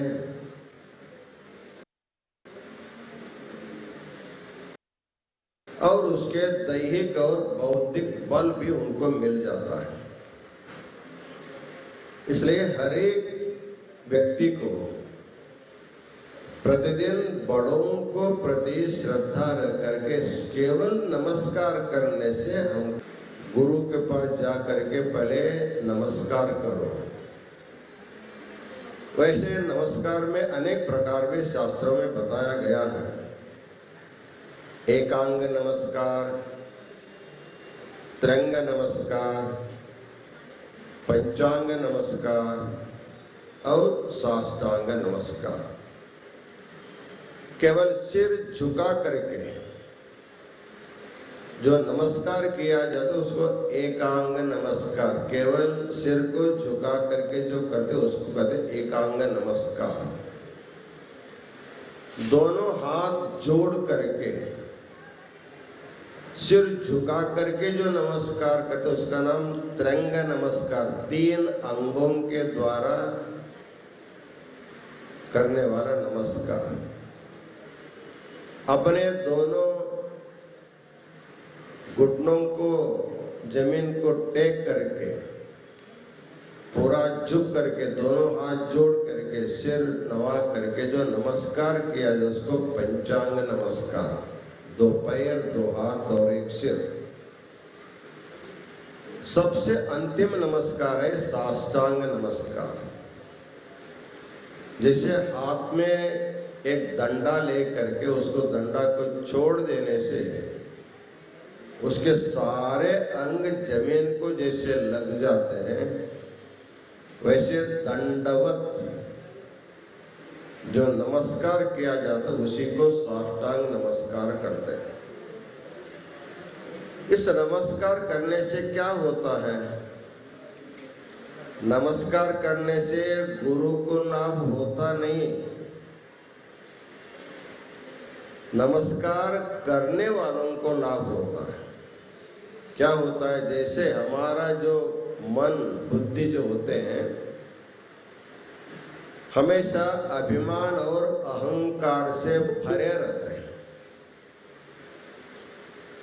जिस व्यक्ति के मन में बुद्धि में अहंकार भरा हो उसको कितने दिन उपदेश करने पर भी ज्ञान का एक बूंद भी उसके मन में नहीं जाएगा। जैसे पानी से भरा हुआ घट में फिर पानी भरने से पानी नीचे गिर जाता है, उसमें जगह नहीं है। इसलिए हम जब झुक करके जो नमस्कार करते हैं उससे हमारे में जो मन में बुद्धि में जो अभिमान और अहंकार होता है वो धीरे धीरे कम हो जाता है। जैसे पानी से भरा हुआ घट को थोड़ा झुकाएंगे तो थोड़ा पानी कम हो जाएगा, और झुकाएंगे तो और पानी कम हो जाता है। पूरा आधा झुकाएंगे तो पूरा आधा घट खाली हो जाता है। पूरा उसको सिर नीचे करेंगे तो पूरा का पूरा जैसे खाली हो जाता है। वैसे अपने मस्तक को पूर्ण झुका करके प्रत्येक अंग प्रत्यंग को जमीन लगा कर जमीन को लगने जैसे जब हम नमस्कार करते हैं उसको साष्टांग कहा जाता है। उस समय मनुष्य के अहंकार जो है सारे अहंकार दूर हो जाते हैं। प्रतिदिन महास्वामी जी के पूजा में पाद पूजा के बाद जब तीर्थ लेना होता है तब हमारे सेवक लोग आपको मंत्र पढ़वा करके साष्टांग डालने को बोलते हैं। बहुत से लोगों का अभ्यास रहता है, करते हैं। साष्टांग के बाद फिर गुरु के द्वारा तीर्थ मिलता है। कभी कभी साष्टांग डालने के बाद भी थोड़ा सा अहंकार उसके मन में बचा रहता है। मैंने साष्टांग नमस्कार किया, उसको करने आया, मैंने किया, ऐसा थोड़ा अहंकार आ जाता है। उसको दूर करने के लिए बाद में आपको पादोदक दिया जाता है। उस पादोदक का सेवन करने से बचा कुचा सारा अहंकार दूर हो जाता है। इस प्रकार अहंकार बिना गए आत्मज्ञान प्राप्त नहीं होता है। कन्नड़ में कवि कहता है, ना नड़िद पथवे नी निड़िद पथव। जिसके मन से मैं, ना मतलब कन्नड़ में ना मतलब हिंदी में मैं, अहम, जिसके मन से अहम चला जाता है वहीं परमात्मा का अवतरण हो जाता है। हृदय में बहुत थोड़ा जगह रहता, दोनों अहंकार और परमात्मा दोनों नहीं बैठ पाएंगे। अहंकार को छोड़ो, आपको आत्मज्ञान मिल जाता है। इसलिए मराठी संत कहते हैं, अभिमान सोडावे मुक्ति रोकड़ घ्यावे। किसी ने आकर के किसी संत से पूछा, हमें मुक्ति कितने दिन के बाद मिलेगी, कब मिलेगी? गुरु कहते तुम अभिमान अभी छोड़ो, अभी तुमको मुक्ति मिल जाएगी। अभिमान से ही बंधन है, निरभिमान से मुक्ति है। अहम अहम अहम बोलते हुए जीवात्मा बंधन में चला जाता है। मेरा मेरा मेरा कहते बंधन में चला जाता है। न मम कहते कहते बंधन से मुक्त हो जाता है। ममेति बध्यते जंतु न ममेति विमुच्यते।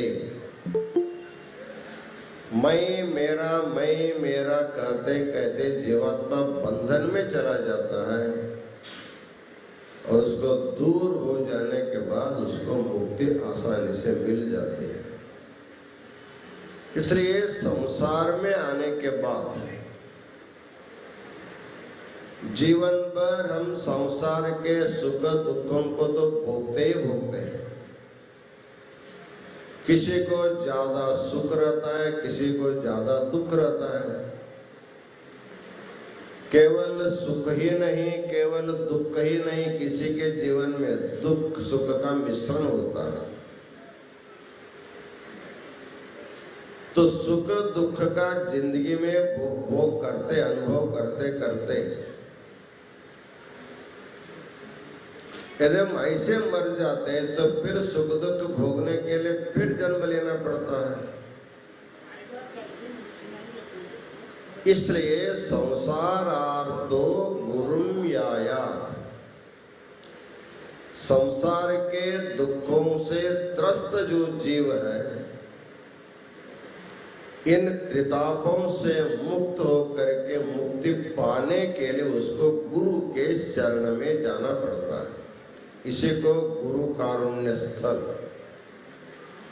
गुरु की करुणा, गुरु की कृपा। गुरु को शरण जाने के बाद गुरु क्या देते हैं? गुरु का अर्थ ही सबसे बड़ा, जिसके पास जो बड़ी वस्तु है वही बड़ा आदमी है। जिसके पास जो होता है वही दूसरों को भी देता है। वैसे सबसे बड़ा जो है भगवत तत्व है, ब्रह्म तत्व है, परशिव तत्व है। गुरु के शरण में जाने के बाद उनके शक्तिपात की परीक्षा करके उनको दीक्षा के द्वारा उनके 3 आवरणों को, मलों को दूर करके जो शिव ज्ञान प्रदान करके उसको आत्मज्ञान गुरु दे देता है। इसलिए संसार से आर्त व्यक्ति अपने दुखों को अत्यंतिक निवृत्ति के लिए गुरु के पास जाना चाहिए। तो गुरु केवल नमस्कार से संतुष्ट होकर के दीक्षा के द्वारा 3 बलों को दूर करके उनको सद्गति प्रदान करते हैं। ये सद्गति प्रदान करना ही गुरु की करुणा, गुरु की कृपा मानी जाती है। इसलिए श्री सिद्धांत शिखामणि में गुरु के पास जाना होगा तो कैसे होना चाहिए गुरु, उसके बारे में हमारे विद्यार्थी ने 2-3 शब्दों को बोला है। उपैति लोक विख्यातम लोभ मोह विवर्जितम आत्मतत्व विचारज्ञम विमुक्त विषय भ्रम। गुरु की अनेक योग्यताएं बताई गई हैं। पहला होना चाहिए गुरु लोक विख्यात। इस प्रपंच में उनकी प्रसिद्धि अधिक होनी चाहिए। प्रसिद्धि दो प्रकार के होते, अच्छे काम करने से भी प्रसिद्धि होते, बुरा काम करने से भी प्रसिद्धि होती है। घटम विद्यात् फटम छिद्यात् कृत्वा दर्दवरोहणम एन केन प्रकारेण प्रसिद्ध पुरुषो भवेत्। एक सुभाषितकार कहता है, प्रसिद्ध होने के लिए कुछ भी कर करके प्रसिद्ध हो सकते हैं। वो बताइए घटम विद्यात्। पहले जमाने में घरों में मिट्टी के घड़े रहते थे, मिट्टी के पात्र रहते थे, पानी के लिए, रसोई करने के लिए, कुछ सामग्री को सुरक्षित रखने के लिए मिट्टी के बर्तन होते थे। यदि कोई आदमी एक डंडा लेकर के अपने घर के सारे घटों को यदि तोड़ देता है फिर भी उसकी प्रसिद्धि हो जाती है। और अपने घर के सब घटा तोड़ दिया तो इसे गांव पर उसकी प्रसिद्धि हो जाती है। यदि एक आदमी अपने बदन में रहने वाले सभी कपड़ों को रास्ते में जा करके उसको फाड़ देता है उसकी भी प्रसिद्धि हो जाती है। सब लोग बोलना शुरू करते हैं, अरे फलाना आदमी अपने बदन के सारे कपड़ों को फाड़ डाला। एक व्यक्ति सहज प्रसिद्धि पाने के लिए गर्दभ के ऊपर उल्टा बैठ करके जा रहा था, उसकी भी प्रसिद्धि हो गई। अर्थात प्रसिद्ध होने के लिए कुछ भी करके आदमी प्रसिद्ध हो सकता है, लेकिन ऐसे प्रसिद्धि किसी काम की नहीं। अपने चारित्र से, अपने तपस्या से, अपनी विद्या से, अपने परोपकार के कार्यों से जिसकी लोक प्रसिद्धि है, जिसका जीवन अपने लिए नहीं, सर्वे भवन्तु सुखिनः सर्वे सन्तु निरामयाः सर्वे भद्राणि पश्यन्तु मा कश्चित् दुःखभाग् भवेत्। संसार में रहने वाले सभी जीव सदा सुखी रहे, इस भाव से सभी जीवों के कल्याण के लिए जो निरंतर कार्य रहता है उसकी जो प्रसिद्धि होती है, वैसे गुरु अपने परोपकार के द्वारा, अपने सद्गुणों के द्वारा, अपने तपस्या त्याग के द्वारा उसकी लोक प्रसिद्धि होनी चाहिए। उपैति लोक विख्यातम। प्रत्येक मनुष्य में एक बहुत बड़ा दुर्गुण होता है, उसका नाम है लोभ। लोभ का अर्थ होता है कि कितना मिलने पर भी जिसको तृप्ति होती है नहीं, उस आदमी को लोभी कहा जाता है। जितना भी लाभ होगा फिर भी उसके लोभ समाप्त नहीं होता। लाभात लोभः प्रवर्धते। जैसे जैसे आदमी को लाभ होता जाता है वैसे वैसे उसके लोभ बढ़ता जाता है।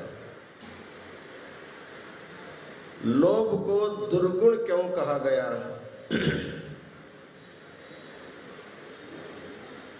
लोभी आदमी अपने द्वारा संग्रहित संपत्ति का खुद अपने लिए भी उपयोग नहीं करता, दूसरों को भी नहीं देता है। केवल उसकी रक्षा करता है, संपादन करता है, रक्षा करता है। इसलिए कहा गया है लोभ का अर्थ है लोनाति उभौ लोक विधि लोभ। जिस दुर्गुण के कारण ऐहिक और पारलौकिक दोनों सुखों से जो वंचित हो जाता है उसी का नाम लोभी है।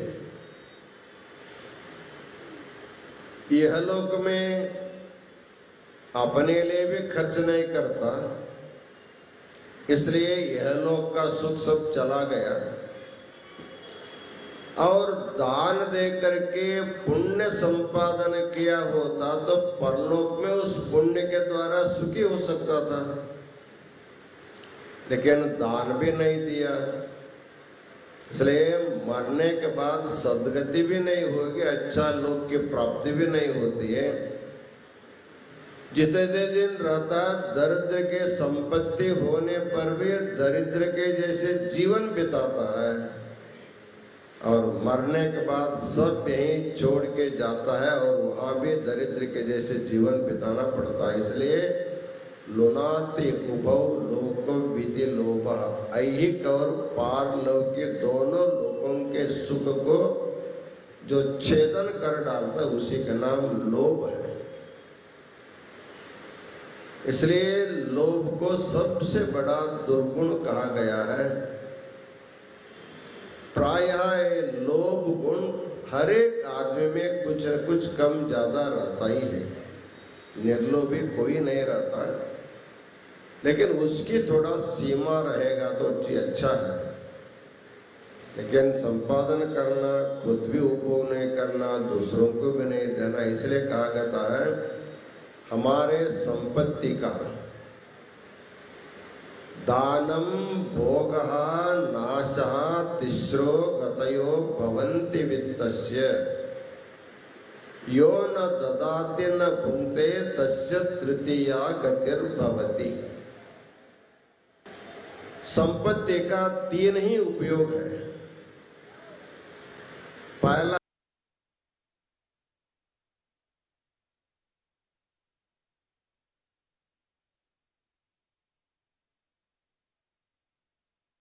संपत्ति का पहला उपभोग नहीं का, पहले दान करो, तेन त्यक्तेन पुंजीथा। हमारे को भोग लगाते हैं, भगवान को नैवेद्य दिखाते हैं, वैसे उपभोग करने से पहले किसी न किसी को दे करके तेन त्यक्तेन पुंजी, त्याग के द्वारा भोगने के लिए कहा गया है। इसलिए दानम। दूसरा प्रयोजन भोग, अपने लिए उसका उपयोग करना है। तीसरा है नाशः, जो दान नहीं देता, जो खुद के लिए उपभोग भी नहीं करता, वो तीसरा गति नाश हो जाता है। इसलिए लोभी व्यक्ति तीसरा पंथ का अनुसरण करता है। इसके लिए कहा जाता है लोभी के समान दानी दूसरा नहीं, ऐसे भी एक सुभाषितकार करता है। क्यों? अस्पृशन्नेव वित्तानि यः परेभ्यः प्रयच्छति। दानी अपने हाथ से दान करता है, छू करके दान करता है। लोभी बिना छुए सब कुछ दे करके चला जाता है, अर्थात किसी को न दे करके चला जा, जिसका हाथ में लगता तो ले जाता है। इसलिए यह लोक परलोक दोनों लोगों को जो बिगाड़ने वाला जो लोभ है, वो लोग किसी में भी नहीं रहना चाहिए, सदगुरु में तो पहला नहीं रहना चाहिए। इसलिए गुरु का लक्षण है लोभ मोह विवर्जितम। किसी वस्तु के प्रति मोह, धन के प्रति लोभ उसके मन में नहीं रहना चाहिए। ऐसे गुरु के अनेक लक्षण में 2 लक्षण के बारे में आज आप लोगों को हमने सुनाया है। आगे का विषय कल फिर हमारे विद्यार्थी सुनाएंगे, बाद में आशीर्वचन होगा। आज के संपूर्ण पूजा सेवा का भाग्य बेंगलुरु के श्रीमती भाग्यम्मा तिप्पेस्वामी। भाग्यम्मा तिप्पेस्वामी जब से हम बेंगलुरु में धनुर्मास की पूजा निमित्त जाते हैं, 20-25 सालों से हमारा कार्यक्रम होता है। पहले साल से आज तक अर्थात 2 साल नहीं हुआ है, प्रति वर्ष अपने मन से आकर के एक दिन की पूजा के सेवा लेने वाले भाग्यम्मा आज बेंगलुरु में बैठ करके भी यहाँ होने वाले कार्यक्रम के लिए संपूर्ण सेवा के 51,000 रुपये दे करके उन्होंने अपने परिवार के तरफ से पूजा किया है। और यहाँ नहीं आने के कारण उनके आशीर्वाद की सामग्री डॉक्टर शिव उमा देवी के हाथों में हमने भेजा है, उनको जा करके मिल जाएगा। भाग्यम्मा और उनके संपूर्ण परिवार को अनंत मंगल आशीर्वाद। अभी इस धर्म सभा में जिन्होंने अपने मनोगत व्यक्त किया, त्यावणगी के मल्लिकार्जुन कुछ दिन पहले आया था काशी, हमने दर्शन किया। उन्होंने पूछा, महाराज हमारे माता पिता के स्मरणार्थ यहाँ एक प्रकोष्ठ भक्ति निवास निर्माण करना चाहते हैं और जंगमवाड़ी मठ में निरंतर अन्नदान होता है, उस अन्नदान के लिए भी मुझे सेवा करनी है। तो हमने कहा एक कमरा के लिए 6 लाख रुपए होता है, शाश्वत अन्नदान के 1 लाख रुपए आप डिपॉजिट कर सकते हैं। उन्होंने हाँ करके गया, तुरंत जा करके 7 लाख रुपए बैंक तो उन्होंने भेजा है। आज उन्होंने अपने मनोगत व्यक्त किया। ऐसे दानी लोग भक्त निवास बनवाते हैं और अन्नदान के लिए डिपॉजिट रखते करके हजारों भक्तों को निवास की व्यवस्था होती है और सब के लिए प्रसाद की व्यवस्था होती है। ये सारी कार्यक्रम का जो वैभव है, दानी भक्तों के दान की ही महिमा है, ये सब चल रहा है। ऐसे सभी दानी भक्तों को फिर एक बार अनंत मंगल आशीर्वाद प्रदान करते हुए हम अपना आशीर्वचन पूर्ण करते हैं। इसके बाद तुलाभार सेवा होगी, महा आरती होगी। उसके बाद जिनका प्रसाद अभी नहीं हुआ वो लोग प्रसाद लें। और कल सुबह पूजा में 8:30 बजे से 10:30 बजे के बीच में जो इष्टलिंग महापूजा होती है, यहीं बगल में विश्वेश्वर हॉल में सब लोग उसमें भाग ले, ऐसे सूचना देते हुए हम अपना आशीर्वचन पूर्ण करते हैं। ओम शांति शांति शांति।